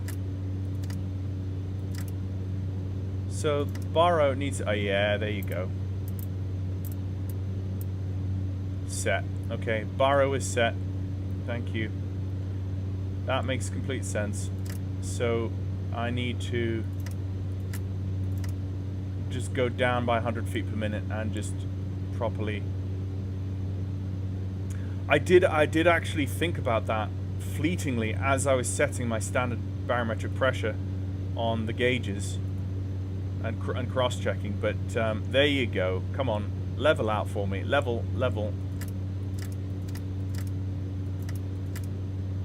Yeah, there you go, it's level. Okay, sweet. Yep, there we go, it's level. Sweet. Where was I? What was I saying? Okay, so I was saying that there's 3 aircraft in particular coming out soon. Well, quote unquote soon. That is the Just Flight Airbus A300B4, and that has 2 SIVA INSs. It's a pre-GPS airliner, steam gauge cockpit, 3-man crew. It was one of the earliest, one of the earlier versions of the A300. The Inibuild A300-600, the A300-600 is one of the earliest versions of the Airbus A300 that or any Airbus airliner where they modernized the cockpits for a PFD, an ND, and an FMC or CDU. And a 2-man crew. I think the Dash 600 was actually the first commercial twin-engine 2-man crew airliner that didn't need a flight engineer. So that's interesting. But the earlier variant of the A300, the one that Just Flight is doing, is full steam gauge cockpit, 3-man crew with a flight engineer in the back, and 2 SIVA INSs. I will soon be helping to beta test the SIVA INS implementation, which I'm super excited about. Obviously can't show you anything until Just Flight say so, but I'm going to be learning that and testing that as rigorously as I can, because I want that to be as realistic implementation of the SIVA INS that we have in the sim. Then the Inibuild's TriStar L1011 is going to be released sometime this year. That does not have the SIVA INS. It has the Lytton 70, the LTN 70, which is like, it's basically exactly the same as the SIVA INS, but slightly more advanced. They added the ability to put in more than 9 waypoints at any given time. They updated a few bits and pieces, but the actual user interface of the gauge looks very similar to the SIVA INS. It's just slightly more modern than the Siva INS, but still. So I'm going to have a lot of fun with that. That's going to be featured on the channel because it's a pre-GPS airliner like the A300. And then the third aircraft is, of course, needs no introduction. The Boeing 747-100 is going to be one of the cornerstones of my flying. It's going to have 3 Siva INSs, and it's just going to be wonderful because it's going to be, I imagine it will be the definitive implementation of a Siva INS in MSFS 2024 period. I'm expecting complete accuracy from PMDG in that regard. I don't think anyone should expect less, but I would still like to see the Just Flight A300 Siva INS to be just as realistic as what PMDG are able to do. I have been sadly disappointed with the FSS 727 implementation of the Siva INS. The more I use it, I mean, it's incomplete right now. You can't do position updates. That's completely broken for me, and I've mentioned it on the Discord ticket system. They apparently know about it, but there's not been a fix for it yet, and it's, yeah, which is sad. So, because that's something I really want to pay attention to. Also, I've come to learn that I think the 727's Siva INS goes out of alignment far quicker than it actually should in real life, because I've heard from a 747-100 captain saying that even after a transatlantic flight, even after going feet dry on the other side of the Atlantic, they wouldn't normally realign the nav units off of a VOR fix, because there would be no need to. And it's like, really? Like, I would expect that's the first thing you do when crossing the Atlantic. By that distance, you'd be wanting to do a position update on those INSs. But he says, no, there's a danger that you would actually introduce an error into your update, your position update, which would screw it up. Is that sway from the autopilot, or is that sway from the autopilot, or is that your turbulence set to realistic? My turbulence is set to low, Z, but I also have a little add-on that apparently brings me more realistic. This is Real Turb Cat Areas Global for MSFS version 2. This kind of bumps certain values of the turbulence. I've been running this for donkey's years on 2020 and 2024, and I think it feels fine. But the in-game turbulence is set to low, and then I've got that little add-on, which I think just gives it a little bit more spice than you would normally feel. But yeah, this is if I go to little nav map, you'll see my current wind speed and direction is I've got a 6-knot tailwind, Z. So with a 6-knot tailwind, maybe I would expect a few little bumps here and there. But I mean, if I go to the external view,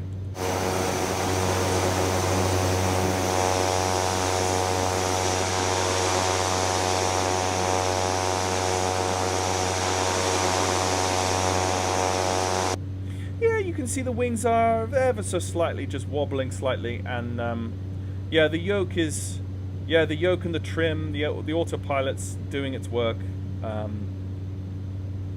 but I think a 6-knot tailwind, I guess it's not perfectly smooth air, maybe. So anyway, we're 33 nautical miles away from, actually we should probably be entering into the new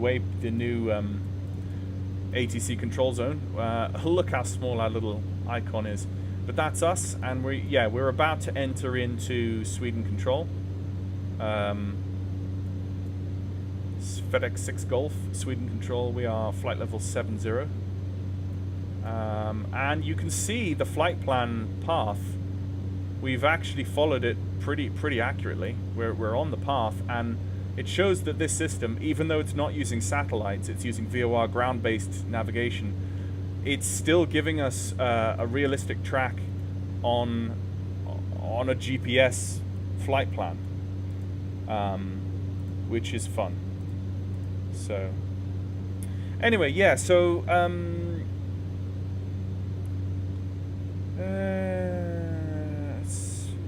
do you still need to set the bar at the IP?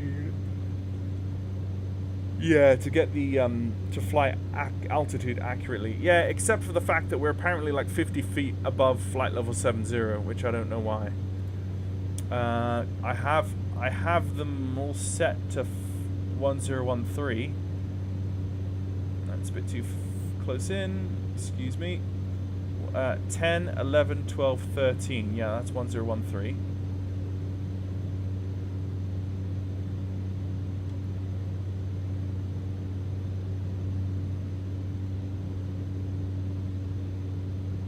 $10, 11, 12, 13. Yeah, it's 1013. Both standby and primary set to 1013, and then the baro is, yeah, it's 1013 or 2992. So yeah, that is correct. For some reason we're sitting a little bit high than 7,000, but I'm not going to deal with it anymore. I think it's fine. I think it's okay. I'm in Unicom as well, so no one's going to shout at me. So yeah. What have we got in terms of ETA? Another hour for ETA, so this is going to be a bit of a longer cruise than the previous live stream I did on Saturday, but that's fine. Just entering Sweden control now, so we might as well cross over.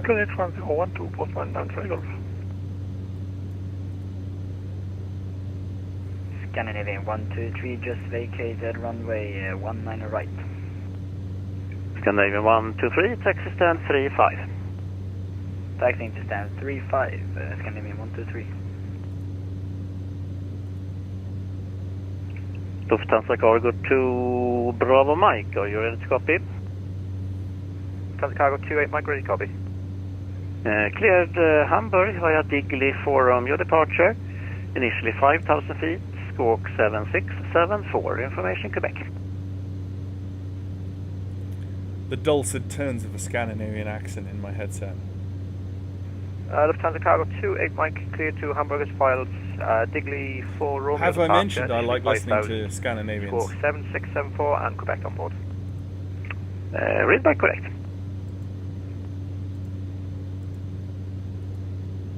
Ryanair 10 Delta Whiskey, descend 2,500 feet. 2,500 feet, Ryanair 10 Delta Whiskey. British Control, hello, Scandinavian 614 for level 350 and bound Paris. Scandinavian 614, hello, Sweden Control, identified. Cleared LTOC 8 Papa, arrival for runway 19 right. LTOC 8 Papa for 19 right. Ryanair 78 Lima Mike, cleared LTOC 8 Papa for runway 19 right. LTOC 8 Papa, runway 19 right, Ryanair 78 Lima Mike. Sweden Control, good evening. FedEx 6 Golf with you, flight level 70 inbound Bedos. Hello, FedEx 6 Golf, Sweden Control identified.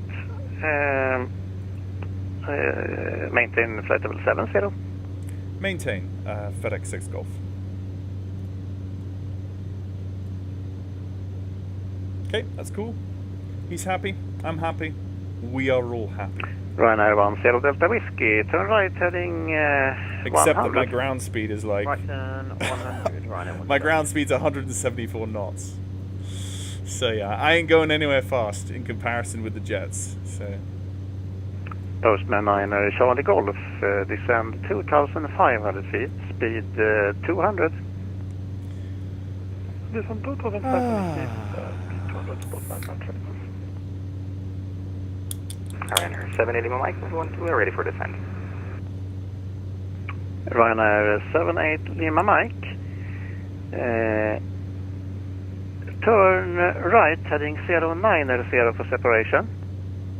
Right, heading 090 degrees for separation, runner. Reading negative 5 Celsius. And expect lower in about 3 minutes. Copy.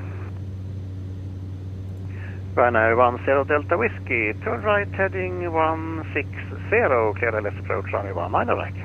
Clear beyond aspirate from runway 19 right turn 160 right. Rhino 12 Delta Whiskey. Post 99 Charlie Golf, turn left heading 260. Left heading 260, post 99 Charlie Golf.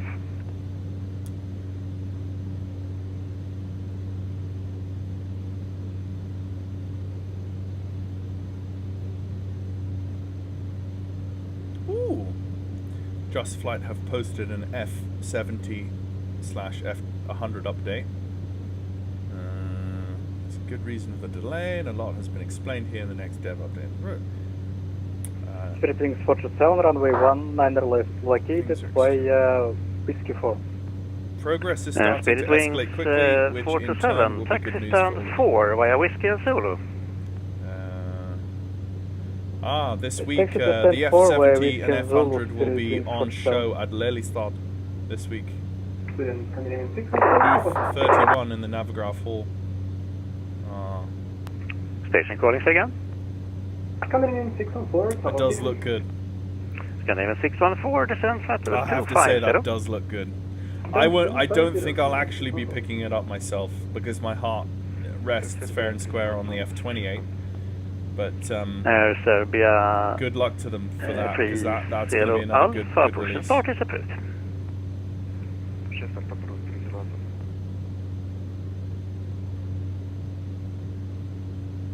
Ryanair 10 Delta Whiskey, speed 160 knots. 160 knots, we're just trying to re-establish Ryanair 10 Delta Whiskey. Roger, continue approach. Ryanair 10 Delta Whiskey, due to traffic ahead of you, minimum clean speed please. Minimum approach speed. Minimum approach speed, Ryanair 10 Delta Whiskey. Swiss 2 for Juliet, request for descent. Swiss 2 for Juliet, descent flat level 70. Flat level 70, Swiss 2 for Juliet. Oh my goodness, we are going slow. Oh, that is slow. That is the one thing about the Charlie Golf, it's like turn left heading 210, clear left approach, runway 19 right. ground speed 174 knots. I guess that's fast for an aircraft like this, but still, it just feels slow. Maybe I need to actually economize on my prop. I didn't copy the message. Postman 9 Charlie Golf. Postman 9 Charlie Golf, turn left heading 210, clear left approach 19 right. There's 1800 on the prop. Ryanair 78 Lima Mike, turn left heading 045. Left heading is 045, Ryanair 78 Lima Mike. Yeah, I can't push the ITT any further than that. 250. That's as fast as I can go and cruise. But then I am loaded pretty heavy, so maybe that's part of it as well. Scandinavian 614, descend flight level 150. Okay, descend 150, Scandinavian 614.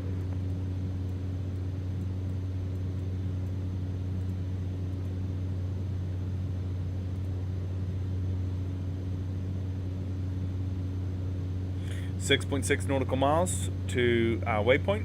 So the next one is Pelup, which is there's not much of an actual heading change with this waypoint. It's still directly in this direction, so pretty anticlimactic, but we got to do it because this is the nav situation that we have. So what we can do, Ryanair 10 Delta Whiskey, expect late landing clearance. Expect late landing clearance, Ryanair 10 Delta Whiskey. we can go heading hold.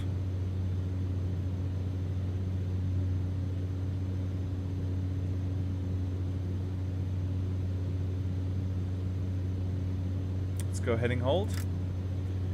And then we can go display number 3 and then use number 3. And you can see if we just tweak that slightly, we are on the radial for that there, and let's go nav. And that's 72 nautical miles for the next one. So the one thing with this system, obviously, you've got to, if I right click and I go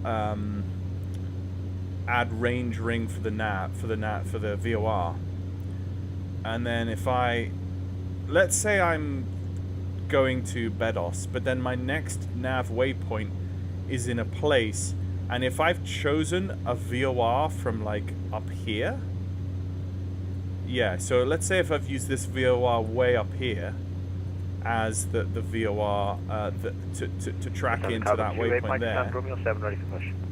Once I've gotten to here, I may not be in range of that VOR to pick up the computation for that waypoint. So you kind of have to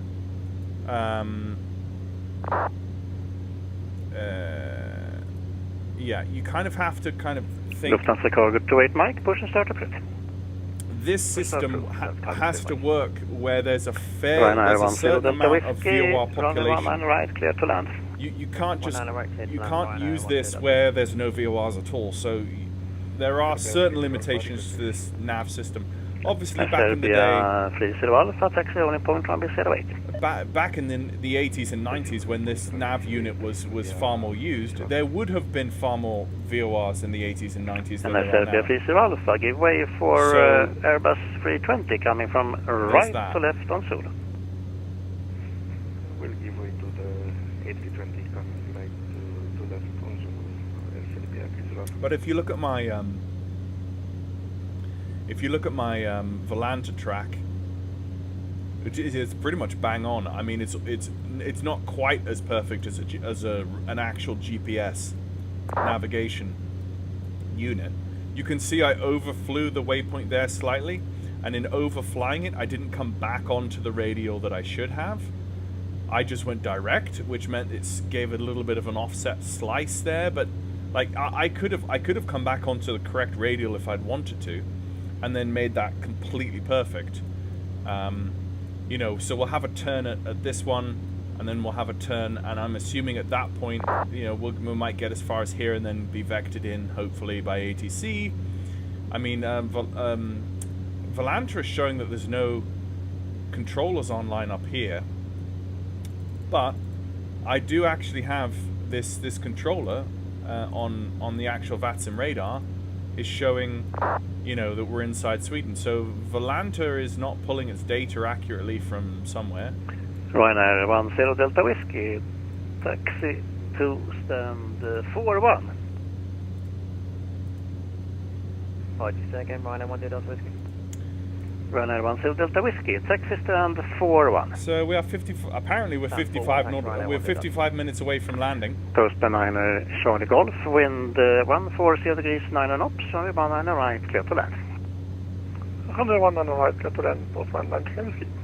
The only issue with this Volanta overlay at the top is that it doesn't show my touchdown feet per minute. Maintain flight level 70 for now. It would be nice if we did. See if I can go to my settings. Ryanair 78 Lima Mike, descend flight level 100. Streamer tools. 100, Ryanair 78 Lima Mike. Scandinavian 614, descend flight level 110. Maybe if I paid premium, there might be a custom theme for that, but. Serbia 30 Alpha, wind 140 degrees 9 knots, runway 08, cleared for takeoff. Clear for takeoff from 08, Serbia 30 Alpha. You can customize the theme a lot more. I'm happy with what I've got, but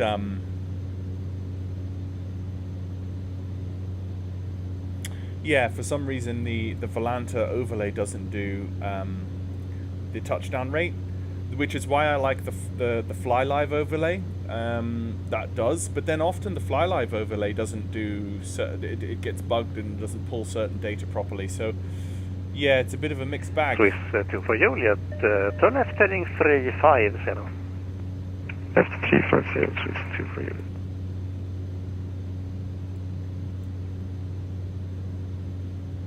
Let's just have a look at our fuel situation here.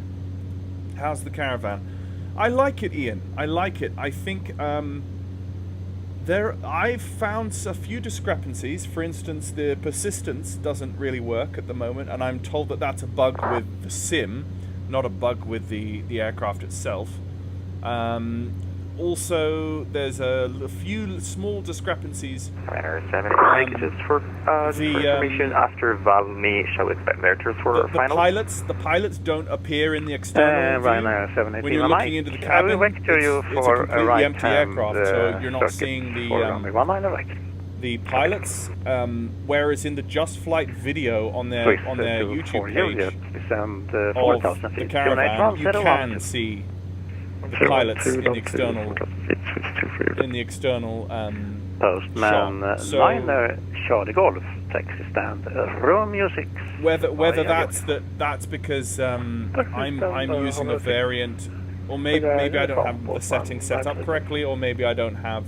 But then a lot of other aircraft I fly in 2024, I can see the pilots in the external view and the internal view. When I look to my right, I can see my co-pilot. So it's not like I have the settings set wrong, I guess. But in this add-on, for some reason, I can't see any of the passengers, or not the passengers, but the pilots. But I think the big thing for me is the persistence. Currently, the persistence is broken, which means that whenever you do a flight and you pull up the tablet, Ryanair 78 Lima Mike. It says, see the engine condition. It says the engine condition is 96%. That should be a 30 Alpha passing 2000. Serbia 30 Alpha identified. I was just getting 23% ice fog. So you know, the engine persistence of the damaging over time resets every time you fly the aircraft again, and the hours on the hob meter also resets. So it just shows that the persistence isn't quite working. And I've just raided you, but it looks like your alerts are not working. Oh, okay, I'm sorry.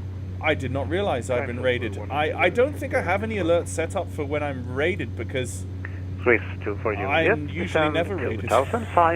So, thank you very much for the new folks who come over from Ian's stream there. I can see you, it's six of you on Twitch. That's very kind of you. I am flying the BlackSquare Caravan Pro, which is a pre-release copy of this aircraft. It's being released tomorrow by Just Flight on the Just Flight store. It's BlackSquare. For those of you on Ian's stream, you probably know BlackSquare already, but it's super duper good. It's up there with A2A in terms of what they're doing at the moment. There's a few small things I was talking to Ian, just to you, Ian, about just now. I think the fact that persistence is bugged is that I think that's a bug in Sim Update 4 that was introduced with Sim Update 4. That's apparently what I've heard for the BlackSquare Caravan. But then hopefully it's fixed in Sim Update 5, which should release soon. But then maybe I've not flown the Baron recently enough to realize that the persistence in the Baron is bugged as well. But then, of course, the persistence in the A2A aircraft is perfectly fine. But then, of course, that's all handled in AccuSim 2.0 outside the sim. So X-ray, give way for Postman Airbus 300, taxiing to stand Romeo 6 ahead of you. Taxi holding point, runway 08 via uniform, Yankee and X-ray, and we'll give way to Postman A300 ahead. Lufthansa Cargo 2, Mike. So for those of you who have joined from Ian's stream, we are flying from Malmo up to Stockholm on Vatsim. Turn left heading 250. And we are using in the Caravan a non-GPS RNAV unit, which doesn't sound like that should exist, because the definition nowadays of RNAV is GPS. Yes, that's a good idea. RNAV is a GPS thing. You can do that. But we had a navigation unit that did RNAV for us before GPS satellites were around, and that is called the KNS-80 nav system. Ryanair 78 Lima Mike. Turn left heading... and what this does is it takes a VOR frequency, 05. and then it takes a radial from that VOR, and it takes a distance from that along that radial, Ryanair 78 and Lima you're Mike, able descend to, altitude 4,000 you're feet, basically able to build, you're basically able to build virtual waypoints anywhere within the influence of VOR coverage. Alpha contact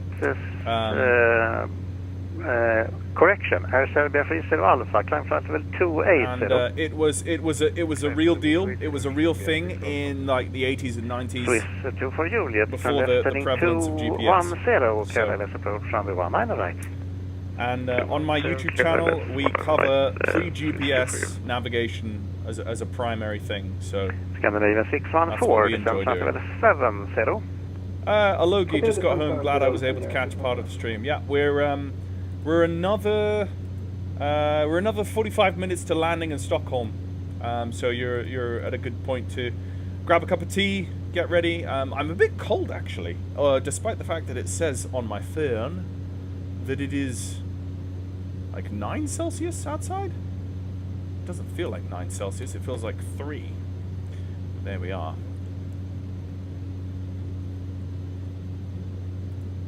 My legs doth protest. They're getting cold.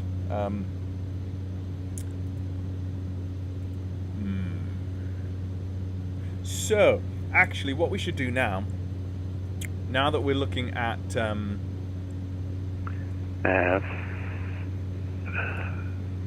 FedEx 6 Golf, fly direct Nylug. Fly direct Nylug for FedEx 6 Golf. Ooh! So he's given us Ryanair 78 Lima Mike, descend. He's given us direct 500 feet. Descend 2,500 feet, Ryanair 78 Lima Mike. Oh, but we can't do that because we're not within range of... Scandinavian 614, descend altitude 4,000 This is feet. the problem. This is the problem that we just discussed. We can't... oh, actually, no. Surely, can we not? We're just outside the influence. 614, starting vectors. Just outside the influence of that VOR, and therefore that's why the unit can't navigate us to that virtual waypoint, because it can't take the information from the VOR. But we should very soon, as soon as we're able to, we will navigate to wind that 140 waypoint. degrees, 9 knots, runway 19 right, clear to land. 19 right, clear to land. It's 2 for you. Listen, all good to see you.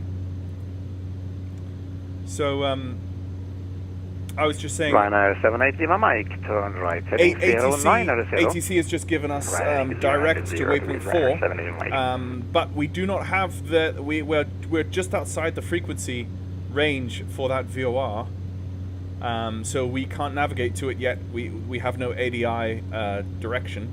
Yeah, we're on Vatsim, Liam. Yeah. I am here. You are warmer than Alabama. We are getting snow flurries right now. Oh dear. Oh dear.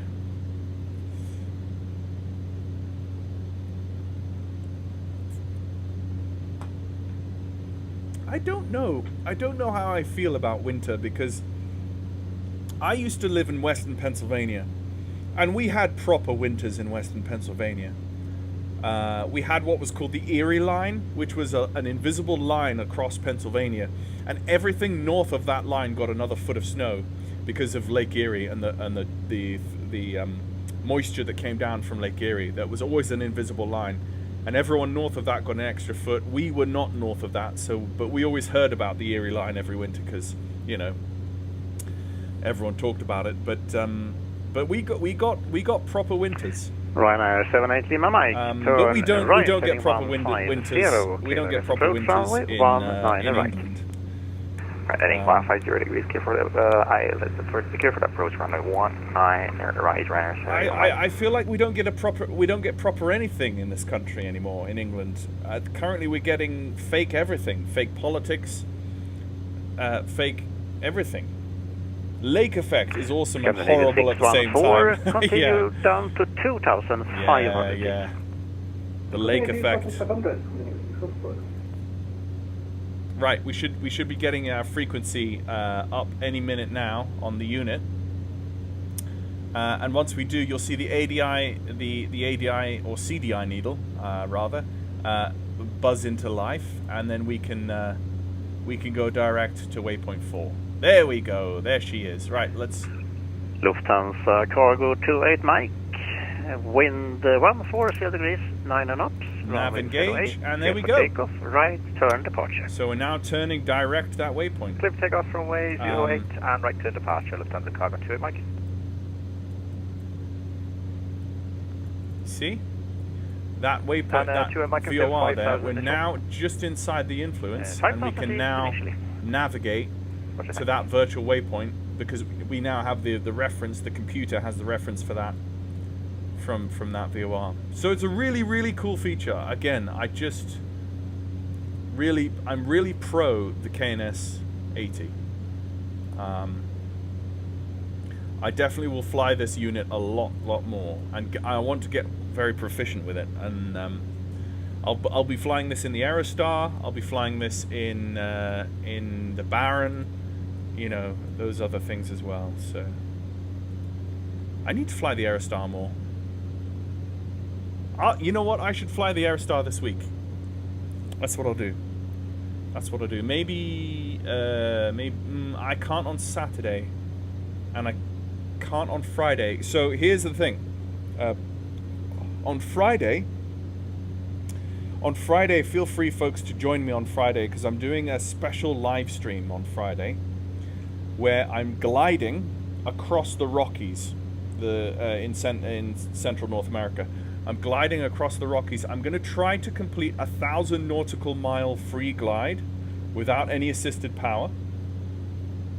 The only assistance I will receive is a tow plane to start me off, and it will take me up to about 3,000 feet AGL, and then from there I've got to get 1,000 nautical miles. Taxi stand 7. I'm going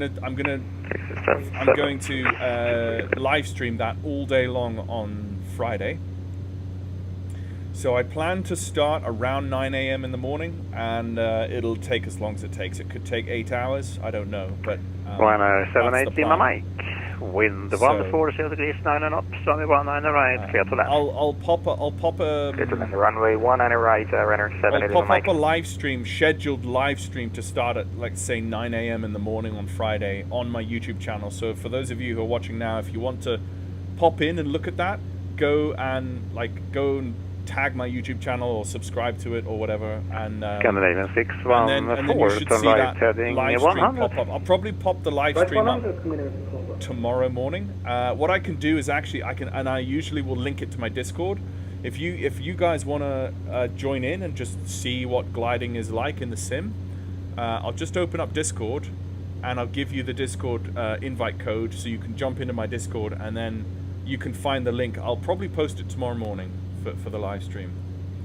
I'm just going to drag my Discord over to my second screen. There we go.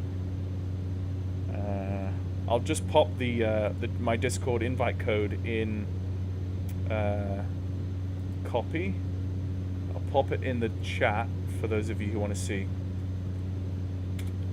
There we go. So feel free to jump into my Discord and to just pop in any time on Friday, really. Lufthansa cargo 28 Mike, score for Charlie, please. I'll be live streaming obviously for several hours. So identified climb flight level 180. I'll just pop it in the general tab. You'll probably see in the general tab the Scandinavian 614, turn right, heading 150, clear let's approach runway 19 17 nautical miles to my waypoint.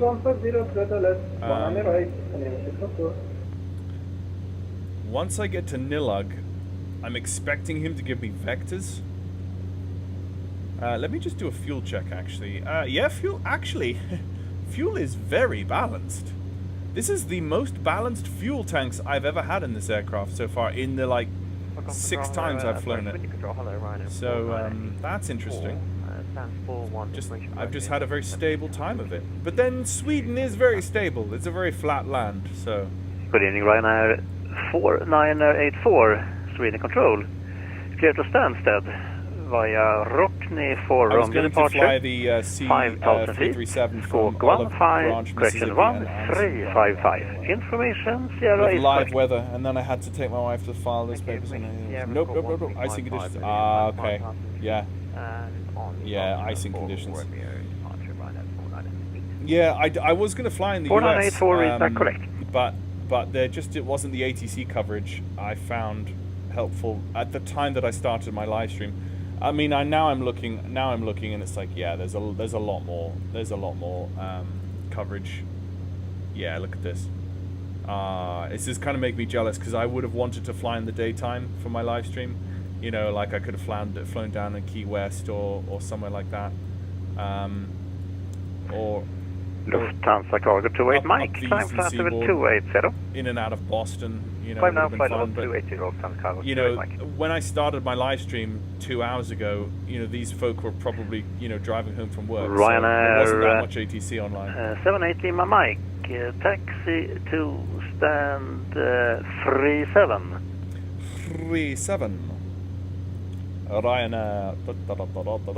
Taxi to stand 37, Ryanair 78 Mike. Scandinavian 614, wind 140 degrees 9 knots, runway 19 right, clear to land. Is that one on the right? Scandinavian 614. Okay, let's have a look at the METAR for Stockholm. When I started, it was a lot better than it was in Malmo. Okay, so it's ceiling is 900 foot. Broken at 900 foot with 2 Celsius. QNH 1012. Wind is from the southeast. So landing runway will be 19. So we'll be landing up from the north. Coming down, landing from the. Have to wrap around the north of the airfield and land south, coming in south, which will be interesting. I might ask ATC just to step away for a few minutes to go use the bathroom before landing. So.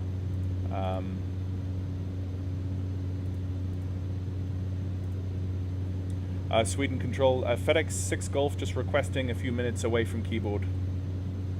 FedEx 6 Golf approved. I will be closing in a few minutes, so actually you can from now monitor advisory and have a nice flight and a great landing. Bye-bye. Monitor advisory on return and have a good evening. Thanks, FedEx 6 Golf. Okay. All right, folks. So he said monitor advisory, which I'm going to have to figure out what that is when I get back. So, yeah, let me just go and put up the T thing, and I will see you folks in a moment.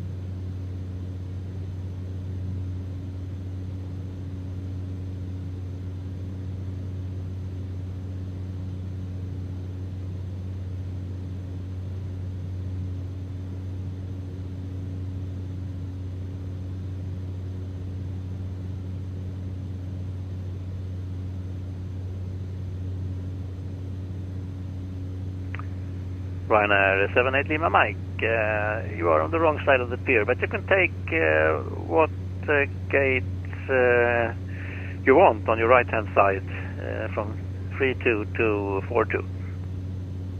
Sorry, I was understanding stand 37, Ryanair 78 Lima Mike. Yeah, 37 is on the other side of the pier, so you can take 42, seems convenient. Stand 42, thank you.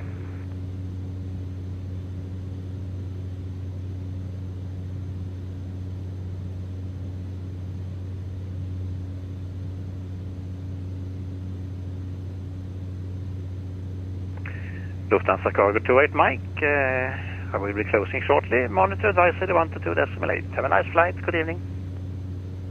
Roger, over to advisory 122.8. Thank you very much for the service. Good evening.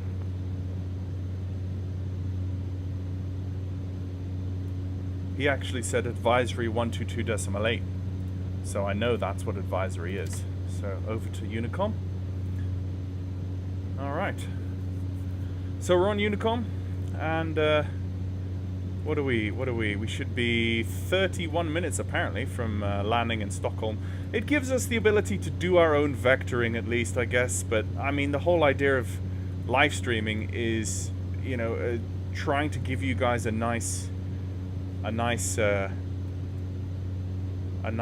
live stream is to have it all done realistically. And the issue is that thank you, Ian. Yeah. The issue is that Vatsim just doesn't cover everywhere, and I have Beyond ATC. And to be fair, I was actually doing a flight earlier today with Beyond ATC from London Gatwick. Pretty primary airport of the UK aviation scene. You would expect Beyond ATC's algorithm to be able to have somewhere like Gatwick pretty well done, right? But as I pulled up to the active, I was looking at the AI aircraft, and they were landing on the grass next to the runway and taking off on the grass next to the runway, on the verge. And I just thought, oh, really?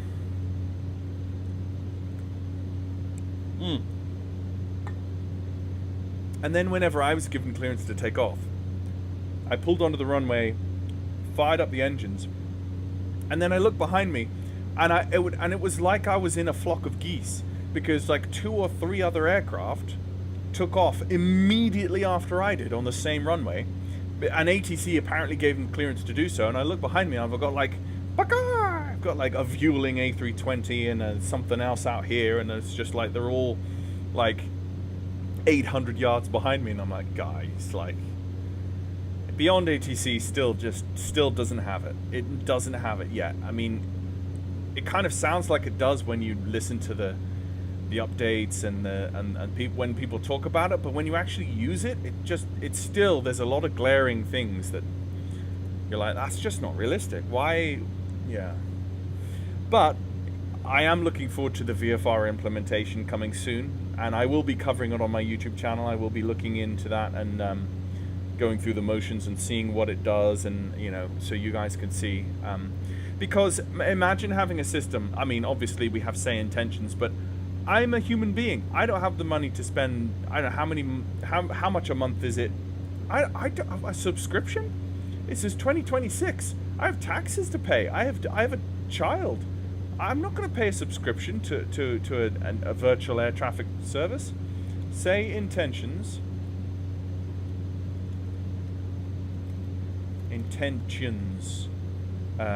ATC price.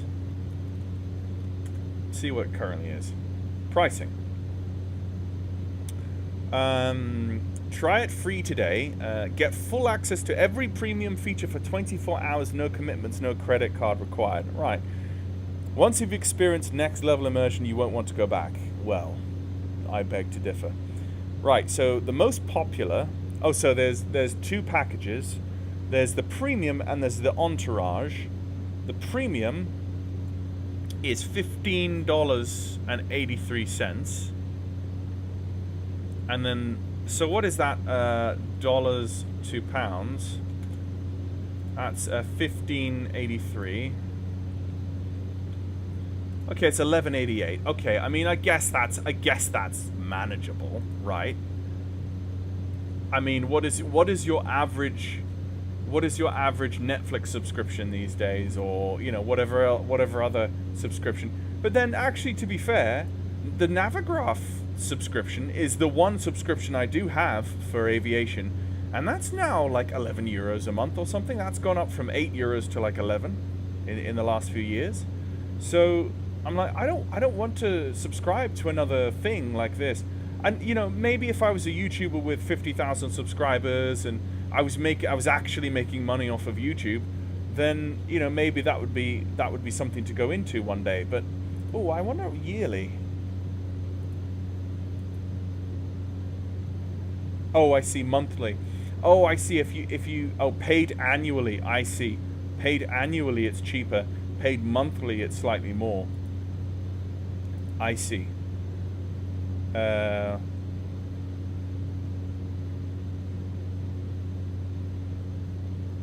Hang on. Oh. What? The Entourage is perfect plan for a starter, and in quotes it says ATC not included? What does that mean? It's an ATC package. Someone explain that to me. English only. ATC services not included.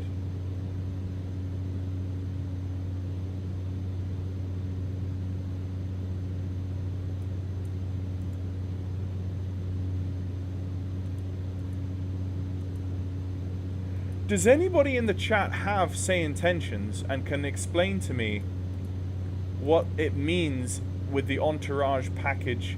Because if that's a one-time cost, then say intentions might be worth picking up one day for me. But for the one-time purchase, it's saying ATC services not included. Oh, I see. A quick look at all the features. Cabin crews, AI mentors, ground ops, progressive taxi, AI tour guides, radio chatter, and pushbacks. But the actual ATC, the actual ATC is not included in the price, which I see. It's kind of like nice sounding noises in your headset as you fly, which I'm not going to pay that for that.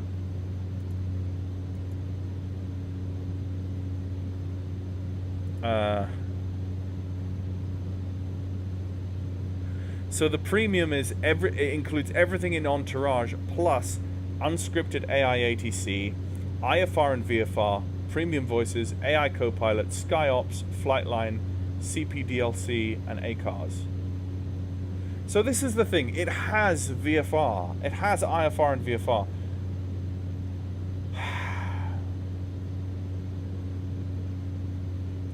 I'm just not willing. I would like to. It sounds really good, but I'm just not willing to pay £11 a month. You know, I already have enough things to pay for in life, which is sad because I think it probably is definitively better than Beyond ATC. You know, it's definitively better than Beyond ATC. I think it's still Beyond ATC. From the things I'm seeing on Beyond ATC, it still has a long way to come.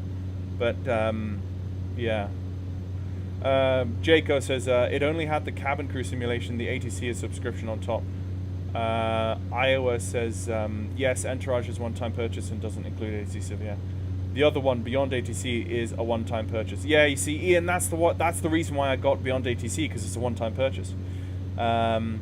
One-time purchase, AI-driven ATC add-on for MSVS to $29 for the base package, offering lifetime savings. Yeah. So that's what I use, Ian, is Beyond ATC as and whenever I'm not on Vatsim and I want to hear someone and see something in the sky, I use Beyond ATC. But like I say, I was using it earlier today, and it's still got glaring issues. I feel it still has some pretty glaring issues. Actually, I took a screenshot.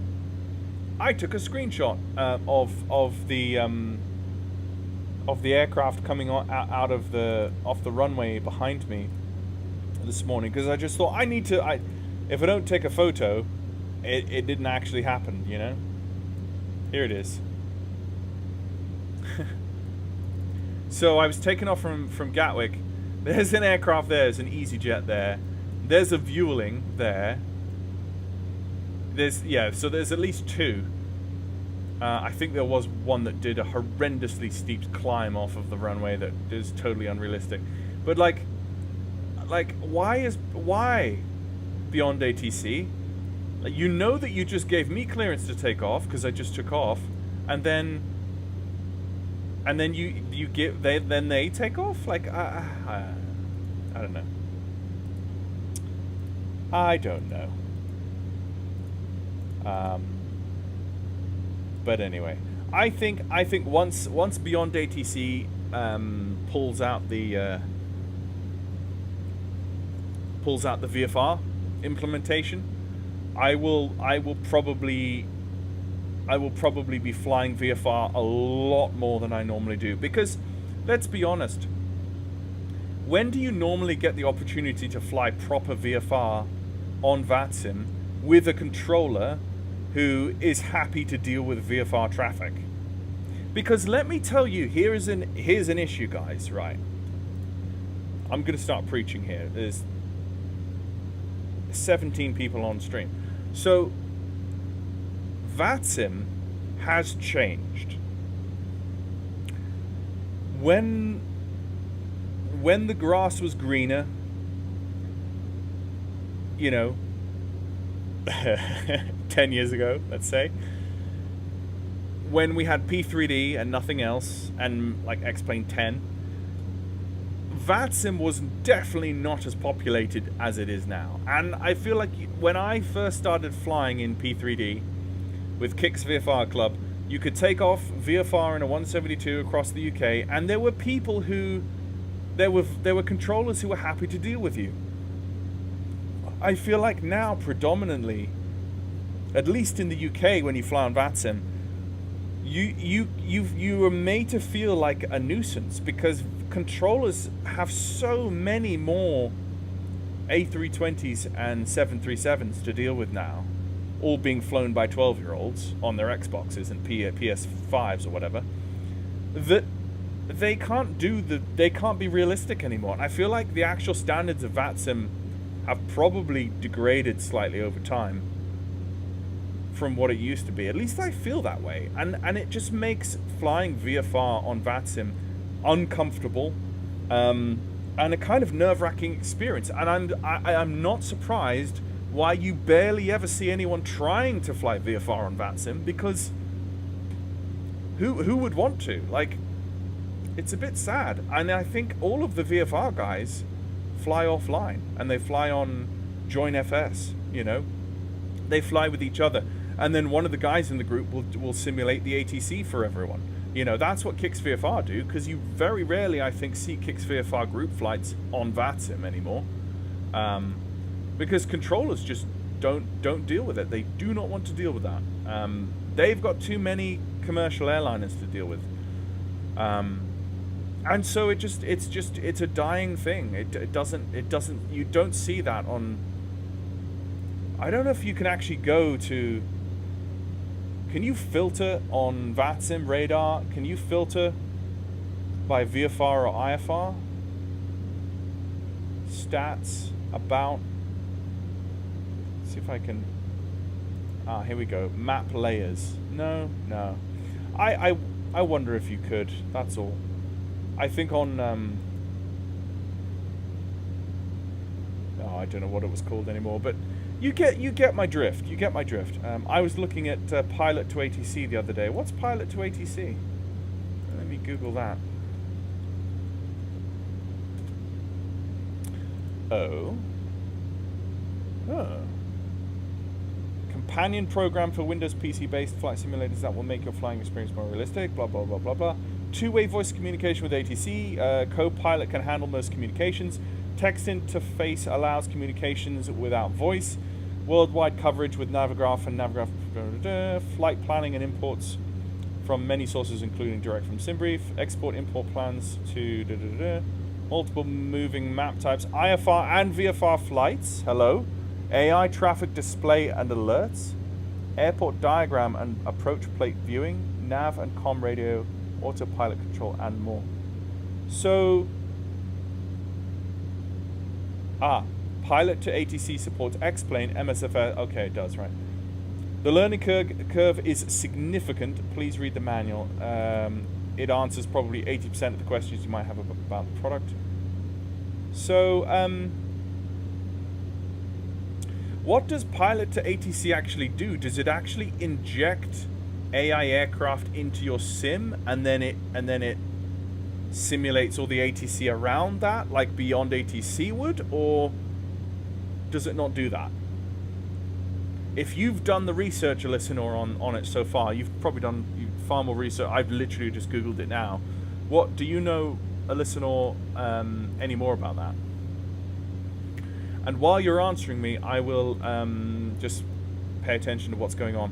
So, sadly, this is just this is the thing with me and live stream, trying to live stream on Vatsim. You just lose Vatsim coverage when you're live streaming so quickly, unless you're going into somewhere that is a publicized event. But then you're going into somewhere that has 50 million other people, and it just stresses you out, like Copenhagen looked when I started. So yeah, it's a bit sad, not much going on around here, but there's a few movements in and out. So anyway, folks, so what we're gonna do,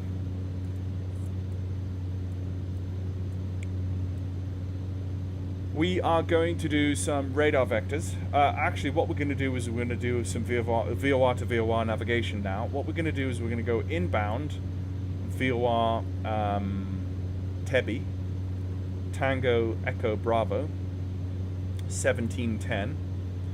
Let's put 1710 in the box. Like so. Yeah, you can see the needle for that. We have that active. So what we'll do is we'll go on to heading hold just for the moment while we think.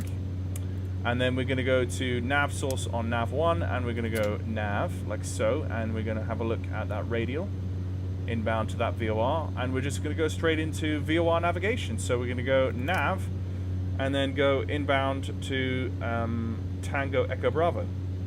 So now we've completely finished with the KNS-80 RNAV navigation. That is en route navigation. It's perfect for the cruise, for navigating cross country. But now we're coming into an approach phase to Stockholm, and we're going to basically come from where our last waypoint was. We're going to come up to this VOR here, and then from here we're going to do radar vectors and vector ourselves around to an approach on the north because of the wind.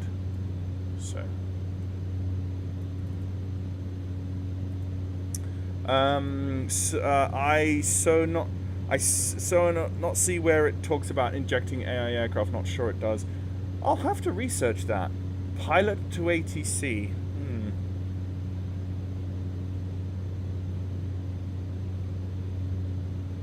I mean, it's interesting if it does VFR. I'd have to research if it states if it does VFR to what level of realism, because the issue, the ugly truth with VFR is that VFR is localized, as in the way you fly VFR in the UK is distinctly different than the way you fly VFR in the States, for an example.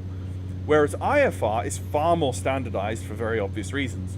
Commercially, IFR is, you can almost go anywhere in the world and expect to know exactly what's happening when you're flying IFR. But VFR there's all these weird little local isms, you know, airspaces.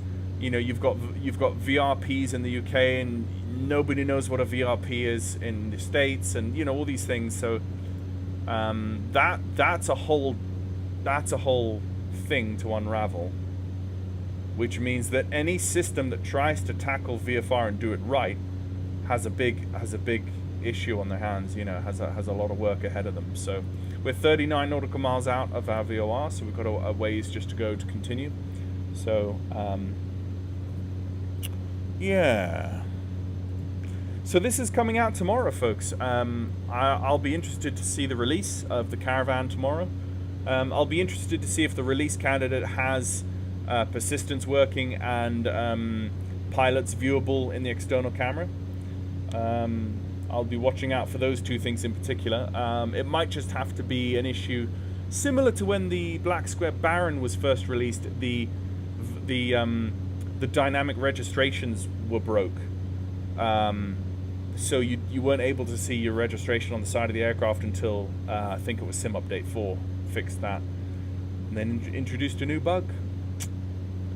Funny how that keeps the developers in business, bug fixing. There's always new bugs to fix. I will say I watched their first video on the video page and felt I knew less after the video than when it started. I'll have a look into it, Elsinore, and see what I think. It's going to be interesting doing this gliding live stream on Friday. It's going to be a bit of a personal challenge. I'm going to do it solo, so if anyone feels they can just jump into the live stream and say hello and keep me alive, give me some social interaction, that would be much appreciated, because it might take quite a while and I might bitterly regret it like 3 hours into flying. And you know, and it's not just like flying like this. I'm going to be physically holding the joystick for 8 hours because there's no autopilot in a glider. You have to constantly be engaged. So I guess I can trim and stuff, but it's pretty much 1,000 nautical miles I'm going to be doing in real time. So one of the guys in the gliding club that I've flown with a few times before has done it, but he's done it with time compression, and it took him about 2 hours to do 1,000 nautical miles with time compression, whereas I'm going to do it in real time. I looked and I was like, that's so cool, I'm going to do that in real time. Like an idiot, I decided to do that. Yes. So,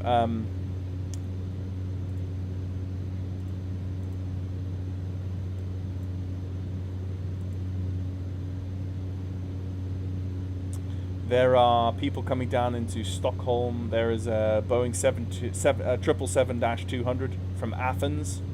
That's from Athens, and it's a Turkish 777. Interesting.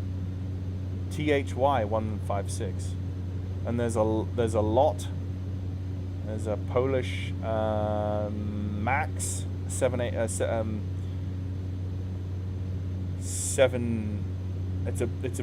B38 Stockholm traffic, Max. Turkish 156 heavy out of 13,000 feet, descending 5,000 feet, routing Tango Echo Bravo for runway 19 left, arrival in Stockholm. There's actually like three immediate airliners, 4 immediate airliners coming into Stockholm right now, so I'm going to be overpassed by all of them. There's that guy from Athens just off my nose there. So I need to start paying attention.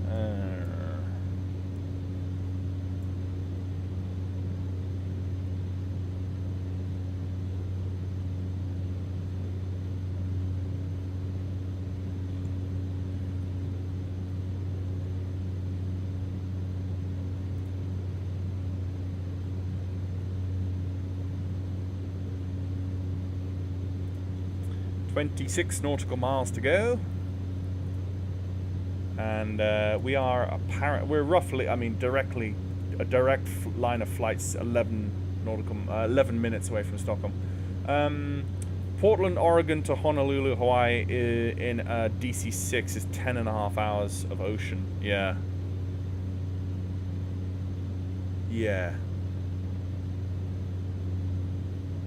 I've done that flight before. I've done Portland, Oregon to Honolulu in the Stratocruiser. Probably done it in the DC-6 as well, but I've done it in the Super Connie. Oh,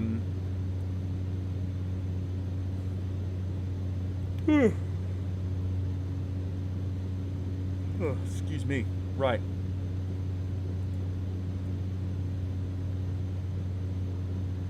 I'm down at flight level 70, and these guys are all like, 10,000 feet above me, but they're zipping past me like nobody's business.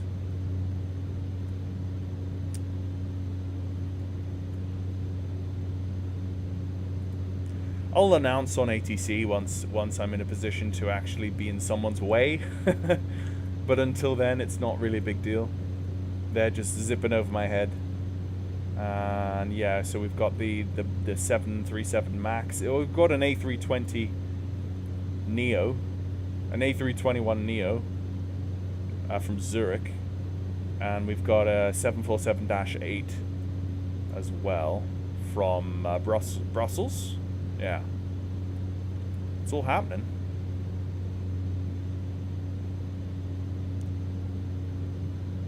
We have a 737 from Stockholm going out to Stansted. Very nice.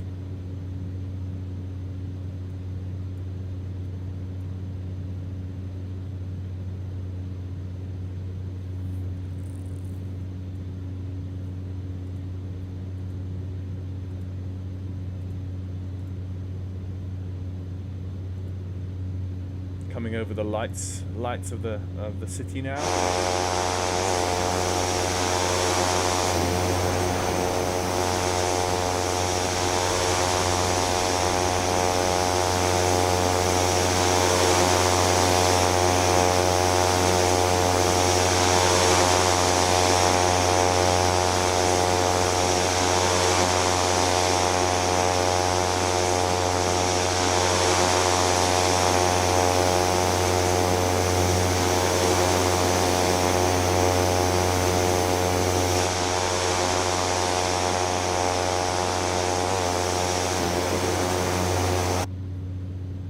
Hello, hello, Luce.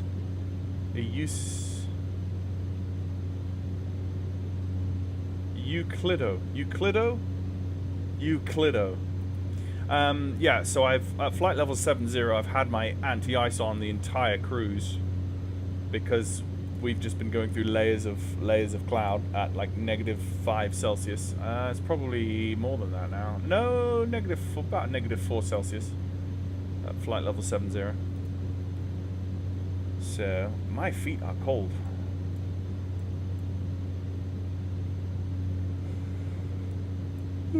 Get them wrapped up, and once I'm landed, I might have to do some. I might have to do like a holding up pattern while these big boys pass me.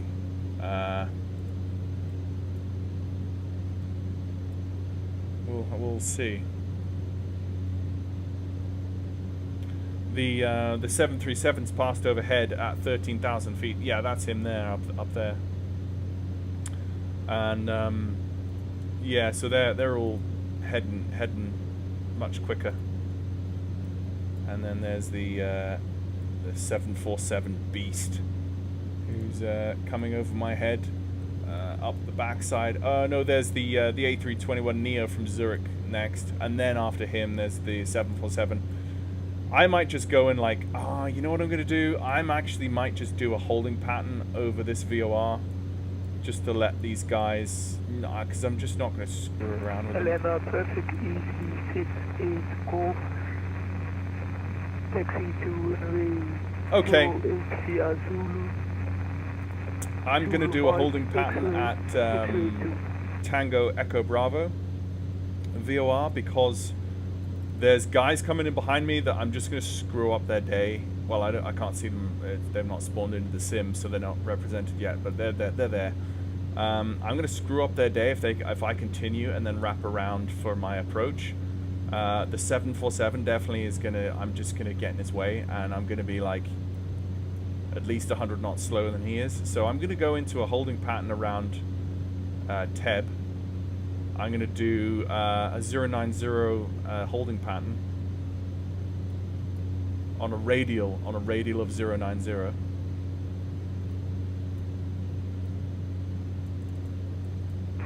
Turkish 156 Heavy, nautical miles to the south of Exeter, journey in bay for runway 19 left, passing 5,600 feet. Stockholm traffic, FedEx 6 Golf is at flight level 70 inbound, the VOR Tango Echo Bravo. We're going to do a holding pattern to let the big heavies past before we make an approach at Stockholm runway 19 right. Stockholm traffic. What a legend. Thank you. Thank you so much. Well, I'm seeing you guys coming in, and I'm like, there's no way you're going to want to slow down for a Cessna Caravan, so... Why not to make it interesting?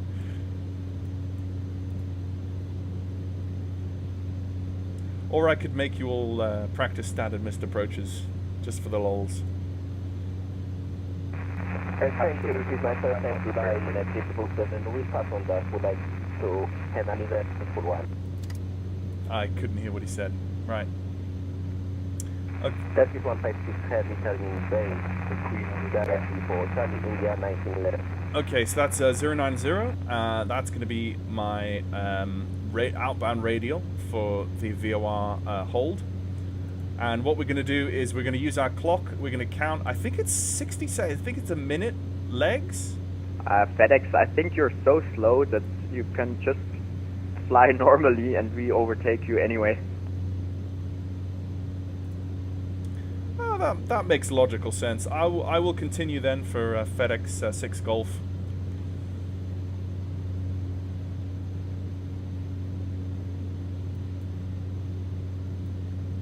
Yeah, I'm down at 180. Just watch the big fat lady behind me. Yeah.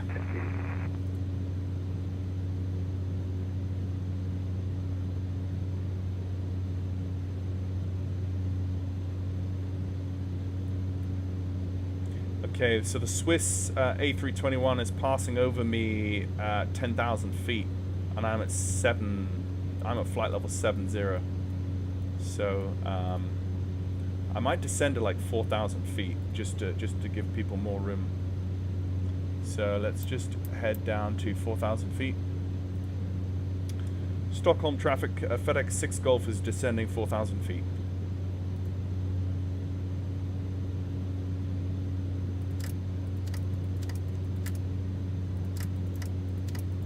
There you go, descending 4,000 feet. Yeah, I'm taking you over right now, so you should be behind me. No problem. Okay, just going over the VOR now. And continuing on present heading. I'll just fly outbound on this Helena radio. Presky 68 Golf. Runway 08 flying up.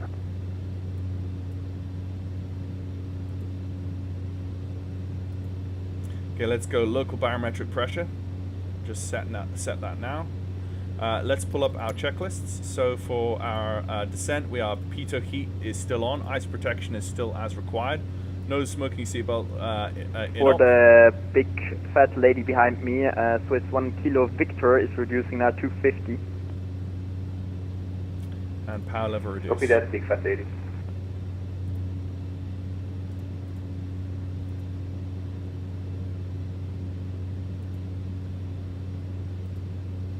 Big fat lady reducing to 240.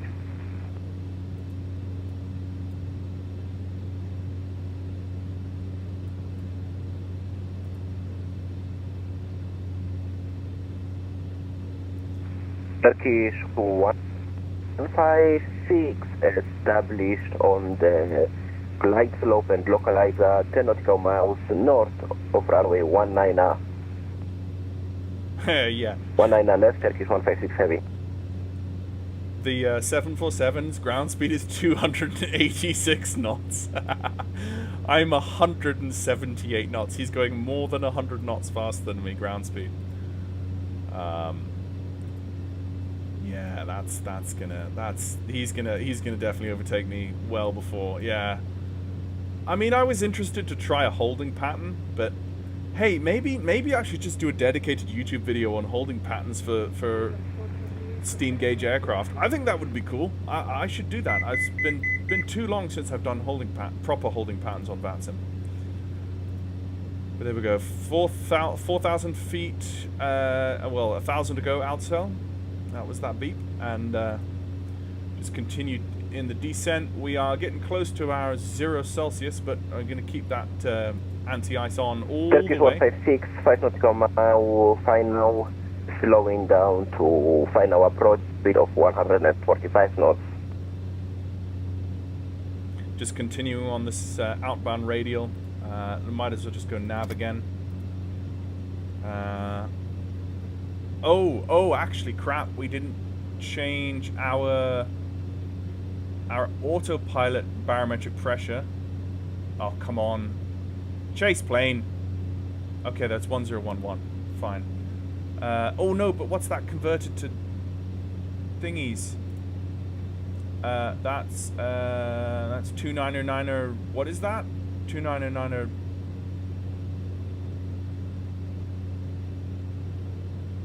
That's 2990. Okay. It took me a second. 2909er. There you go. Right. Sorted. So that's 4,000 feet level.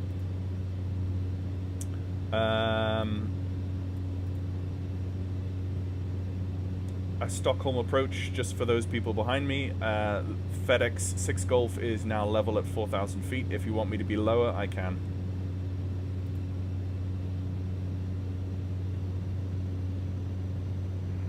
Should be fine.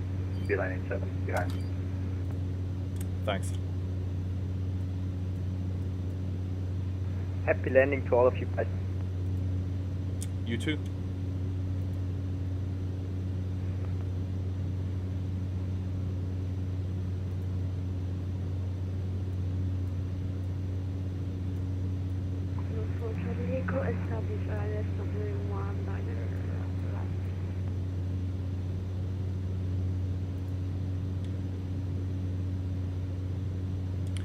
Swiss 1 Kilo Victor, are you taking left or right? I'm going for the right, 1 Kilo Victor. Copy. FedEx 6 Golf will go 19 left then.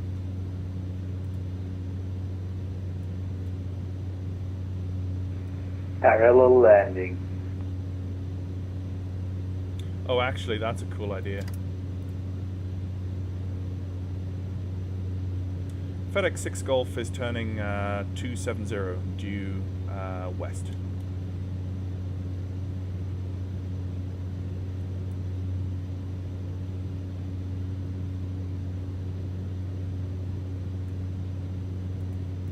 Set.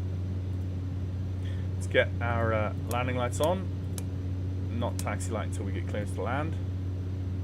That's him there. We're cutting the edge. We're cutting the corner of his curve.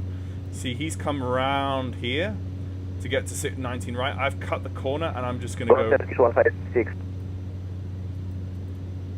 Right. So now we're going radar vectors. What I'm going to do is 1135. Could the FedEx plane, what's your speed previously? FedEx is ground speed 150. Copy. So localized heading 183.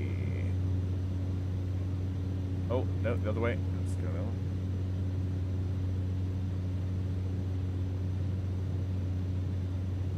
This is going to take up. So for travel left or short for another and 19 left, 19 right.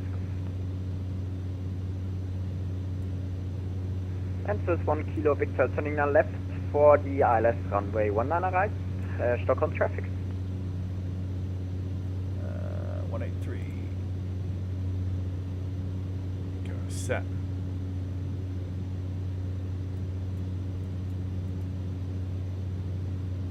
And FedEx 6 Golf descending 3,000 feet.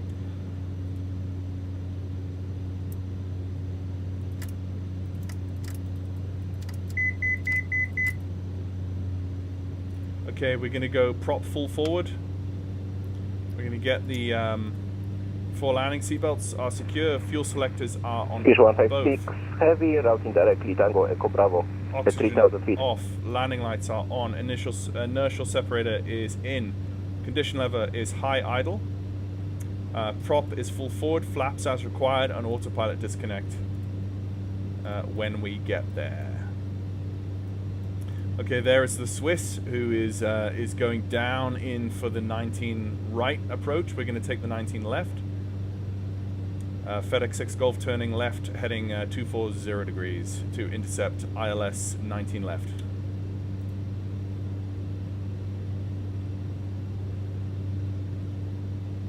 Set. Coming down to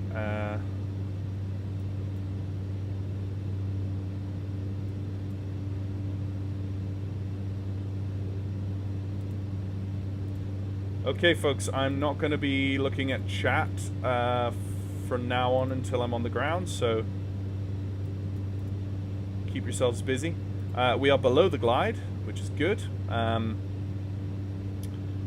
looking forward to this. I'm really...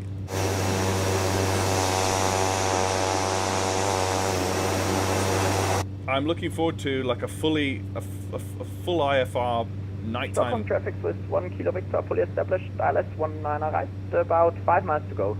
Stockholm traffic. Okay, we've got 9.3 nautical miles. Glide is coming down to meet us, so we want to be on the and hopefully the big fat lady is going to take 19 right instead of 19 left. Because, yeah. Okay, we're getting close to our localizer.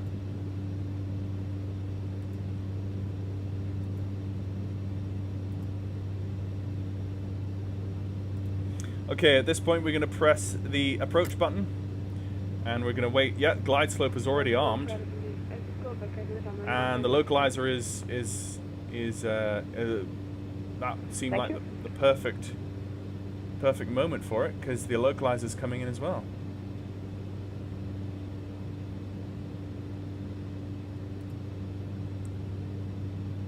Okay, so we're now going down, and we are pretty much fully established. I'll call that fully established. Stockholm traffic, FedEx 6 Golf is fully established, runway 19 right, and that is 7.3 nautical miles.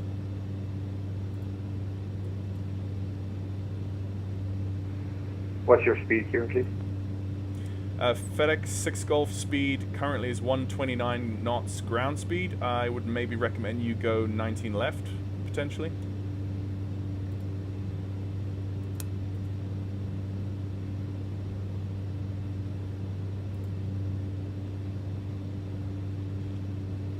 Okay, so landing checklist, flaps. Let's deal with flaps. So let's really start pulling my speed. And Stockholm traffic, FedEx 6 Golf, we're going to be reducing our speed now for final approach on 19 left.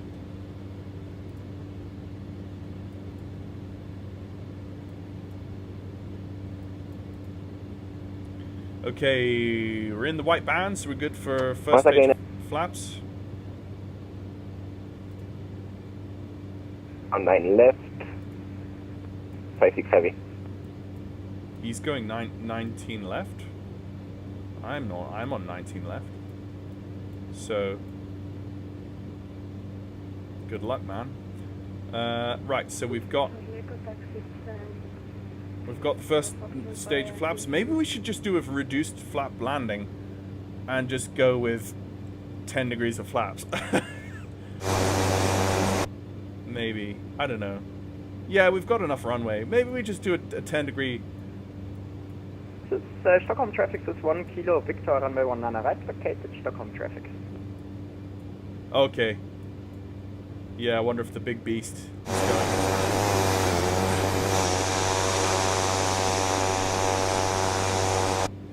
I can't see him out there, but let's just continue. TikTok. Howdy, I'm excited for this one. What liveries are available, or do you just use one of the default ones? There's a couple of liveries. I can show you once we're on the ground and shut down.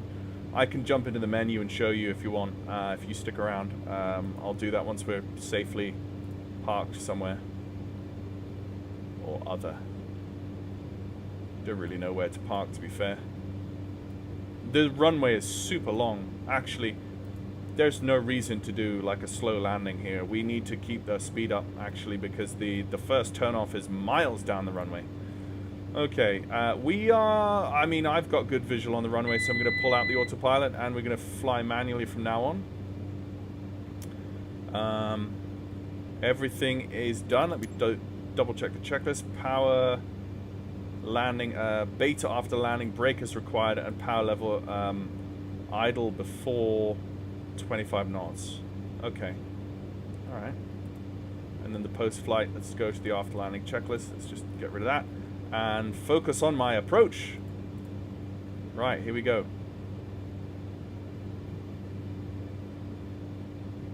Okay, a little bit high. Correcting. We're about 100 knots. Which is okay. Oh, a little bit to the left. Feel there's a little bit of a left crosswind. We could probably turn the anti-icing off now. Actually, let's just do that now. And gear down. There we go.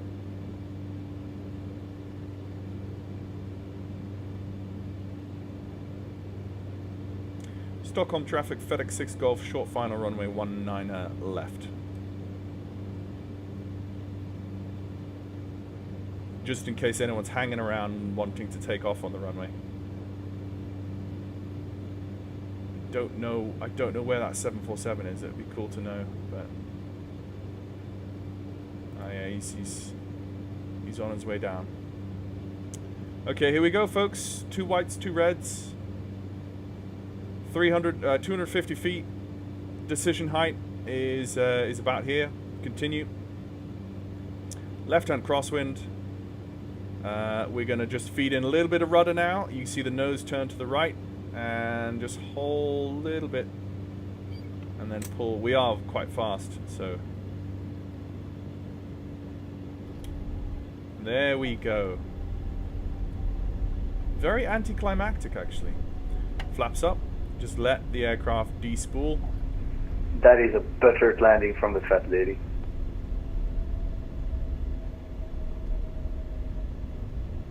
Was he referring to me? Are you referring to the Cessna Caravan? I mean, I can if you want. I thought you were talking about the 747. Low. Right, decel. Runway 19er left is vacated. Stockholm traffic. 19er right vacated. Stockholm traffic. Okay, so the 747 the 747 basically touched down at the same time we did. Okay, I mean, there we go, and we didn't need any of our reverse thrust or anything. That was fun. Standby power on.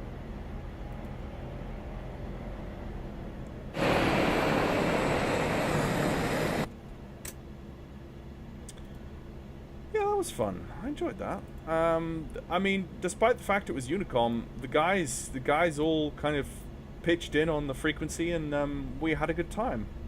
I liked that. That's probably the most enjoyable Unicom Vatsim interchanges that I've had with a load of other aircraft.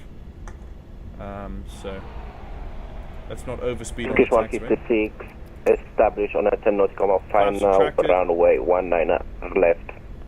Pitot heat is coming off. Ice protection, yeah, we pulled the ice protection off.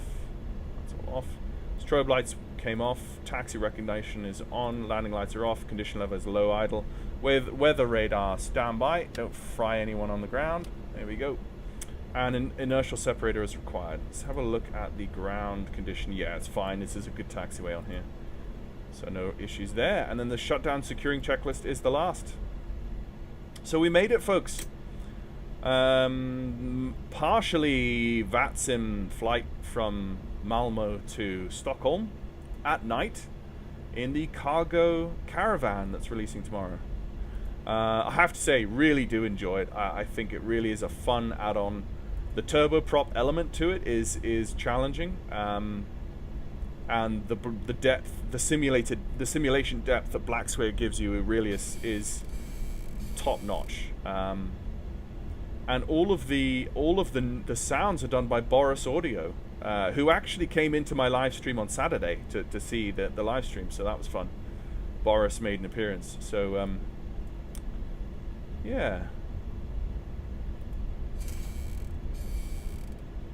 I'm gonna take this left here.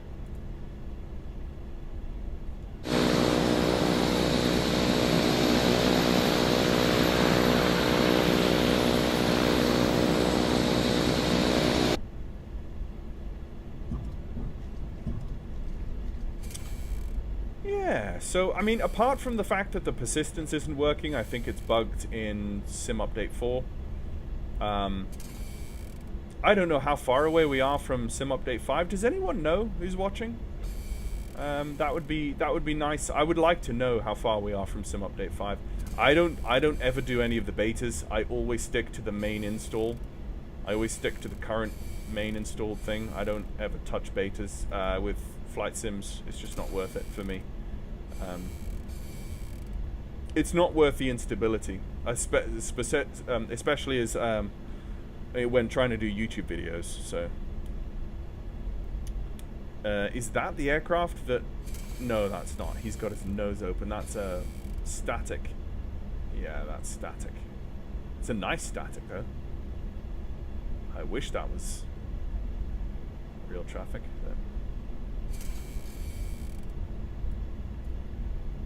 So the cargo ramps are on the left up here, so we're going to go into, or we could go right, but I think I'll go in left to these. These are massive cargo ramps, though.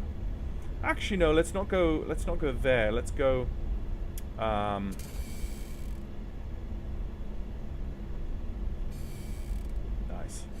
Let's take not this right, but then a couple rights further down.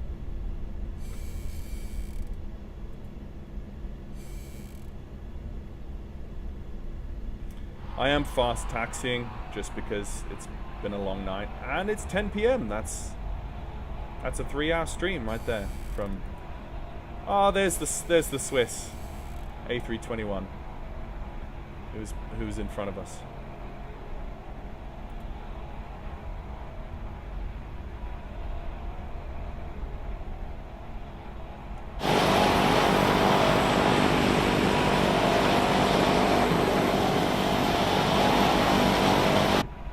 We're going to tuck into the right here and park back in here.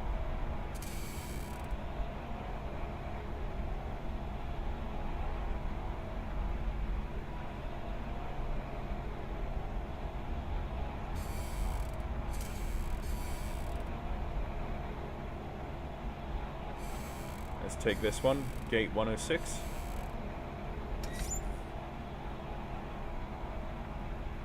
All right.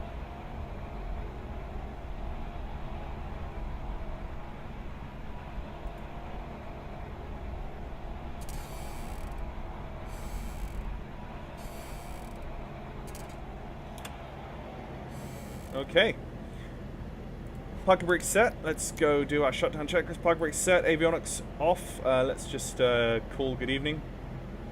Oh, well, let's not do that. Never mind. Standby alternator can go off. Fuel boost pump can go off. Heat and AC can go. I mean, obviously, if the persistence was an actual thing, you would want to turn all these things off. Power lever idle for 1 minute. Prop lever can go feather. So the feather noise, I think someone was asking about that. Let's feather the engine and listen to that. Condition lever cut off.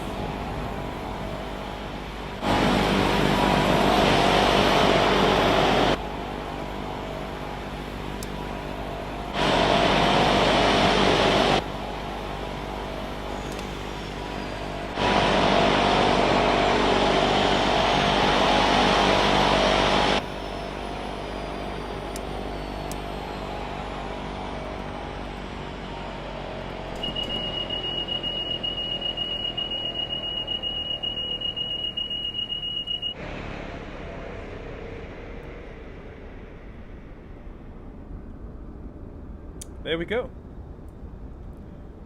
And because it's a turbine, there's no piston wobble in the props. As it comes to a stop, it doesn't go wobble, wobble, wobble, wobble. It just is a smooth deceleration of the prop blades as they come down to... And look at them in that feathered position. See that smooth... smooth stop there on a turboprop. There you go. Beautiful. And stop. What is that noise? That scared me. The noise. It's actually got a noise to it. What's that doing there?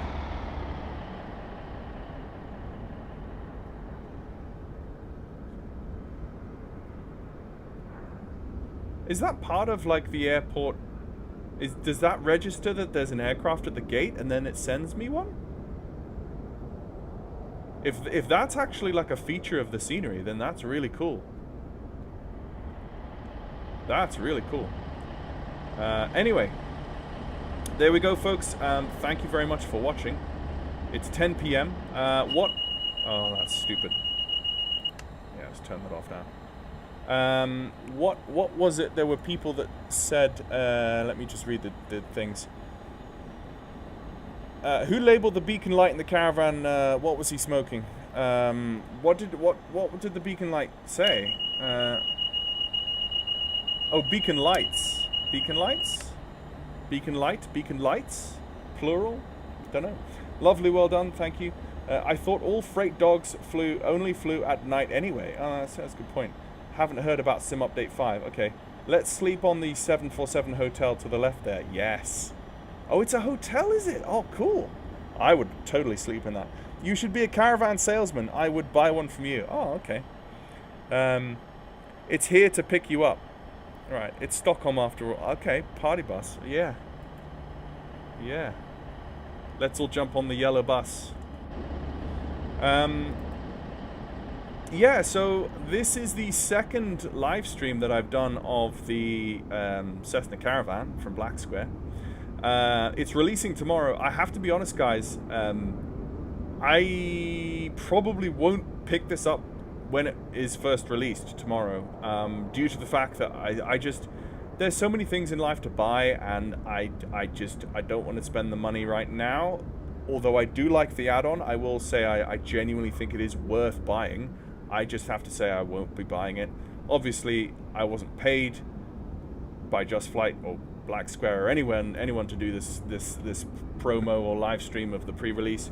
It's just something where every now and then when there's a release from Just Flight that interests me, I email them and they might have a pre-release copy to send me. So yeah, no, but I think it's 100% a fantastic GA supplement, a turboprop GA. I like I say, at some point I will grab it for myself as a copy, and then be flying it on the channel, but probably not, you know, immediately tomorrow. But I've really enjoyed flying it a couple of times on live stream, getting to know the Caravan again, and I'll probably just be jumping back in the Aerostar and the Baron and various other things. Yeah, so I can't fly it for Delta, so it will be a while before I get it, but I will get it at some point. Yeah, it's on the list. It is. The Caravan is a kind of staple. It's a really interesting plane. It's very much in the GA sphere, but yet airlines use it and operate it as an airliner that transports passengers. Cargo airlines use it.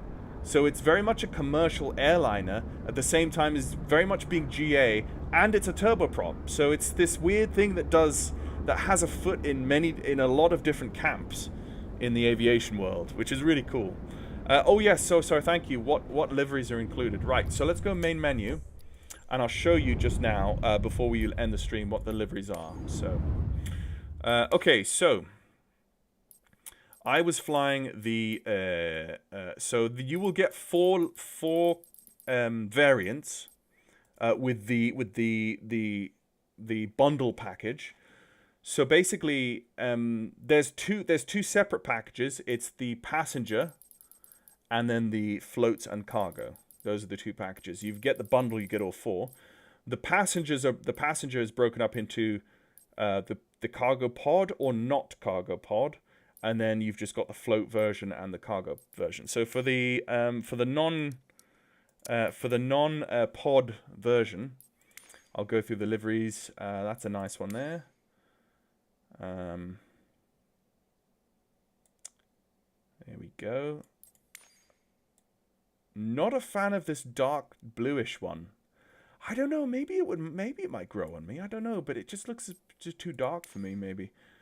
I like the more retro stuff. I like the red lines. I like the straight red lines on this. This is a UK version registration. Again, I like this blue one as well. It feels a bit more retro, a bit more classic to me. I quite like that. Cargo only, I think. Yeah, you can get that. It's a cheaper price than the bundle.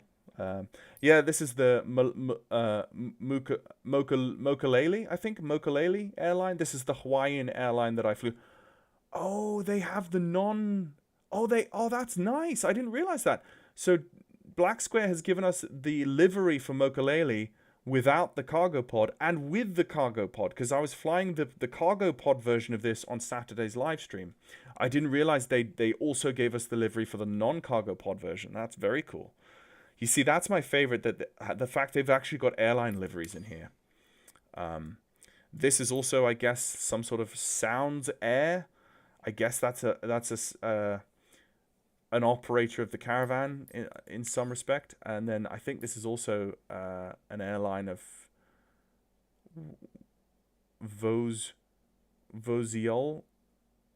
Outzutek. I can't pronounce that, but yeah, that's, I guess, another airline that flies it. So those are all the liveries for the non-pod version. Quickly go and show you the podded version with the cargo pod underslung, which it fills out the fuselage. It makes the fuselage look a lot more beefy. There's that dark... oh, okay, so actually it looks like they've got pretty much the same collection of liveries for both versions of the packs, for the pod and the non-pod. Yeah, it looks actually... Yeah, so there's the Mokulele airline livery I was flying on Saturday in Hawaii. That's a beautiful livery. I would definitely fly that a lot more in Hawaii, so I could get to know those islands a lot better. Yeah, it's basically the same ones. Same liveries except with the pod. Sounds Air is a New Zealand airline. Oh, okay. Oh, that's cool. That would make flying in New Zealand a lot of fun. Yeah, you see, now this is why I want this aircraft, because no, a lot of like small regional airline flights. Actually, now I'm looking at these liveries. Yeah, a lot of the liveries are all the same, except for the floats one. That's a different livery. Flytropic.com. That's cool. I like the paint scheme on the floats. And then you've got some more standard sort of liveries just here, which I won't go through, but yeah, that's them. The blue one is Azul Airlines from Brazil. Oh, okay. Interesting. See, this is where like I learned so much about aviation, and I really enjoy kind of discovering more new parts of the world I've never been to, and airlines that fly different aircraft in different places. I can imagine Brazil has a lot of kind of small airports, regional airports that feed into bigger hubs and stuff that something like a Caravan would fit into. To be fair, there's so many places in the world where Caravans are just a perfect fit for. And so to do this aircraft would be very popular, very, very usable. The utility of this is very, very high in a flight simulator. So again, kind of cool livery. Kind of livery where if you could dynamically change the reg, you could use that for a lot of people. Yeah, so it's just two liveries for the cargo, and then you've got the airliner liveries. You've got the FedEx and the DHL for the cargo variant. Obviously, I flew the FedEx. So there you go. TikTok, and I hope you guys all enjoyed that. You see, I've got the BlackSquare Baron as well. Right next door to it, and I've flown that a couple of times as well on live stream. But thank you very much, guys, for watching. Hope you really enjoyed that, and enjoy the Caravan when it releases tomorrow. Like I say, I'll just be monitoring it. I'll be watching other people's video content when they get it tomorrow, and I'll just be seeing maybe it's Sim Update 5 where it's going to fix the persistence. And once the persistence in the Caravan is fixed, maybe that's when I'm going to grab it. But yeah, I'm going to be drinking mahi tahis and flying some FedEx to the Hawaiian routes. No DL. No, there is TikTok. There is a DHL. Yeah, there is a DHL livery for the cargo here.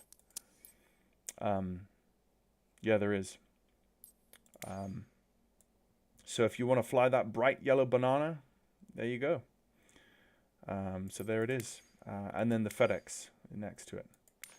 So you've got two solid cargo airlines to start with. You know, before people, because this is the thing with an aircraft like this, I bet you a lot of people, we will probably see a lot of custom liveries on flightsim.to for this add-on. I'm sure for the old version of the Caravan steam gauge from BlackSquare, they probably have a lot of MSFS 2020 liveries for that, which livery creators will probably update for this version. So Azul Connectica is 27. They use this caravans of small regional routes. That Azul. Okay, cool. Well, folks, thank you very much for watching. I hope you guys all enjoyed that. And like I say, scroll up in the chat and come and join me on Discord, and you'll see the live stream link for the gliding video, the gliding live stream on Friday. I'm going to do. I will drop on my Discord on Facebook and things like that if any of you want to pop in and join that. So yeah. Hope you guys enjoyed and have a good evening. I'm going to sign off and go drink something because my throat's getting really dry, and just go chill for the rest of the day. So, yeah, I enjoyed this, guys. I enjoyed this. I should do this more often, but yeah. It's a special week in that I have a bit more time this week, so I'm making the most of it. Yeah, no worries.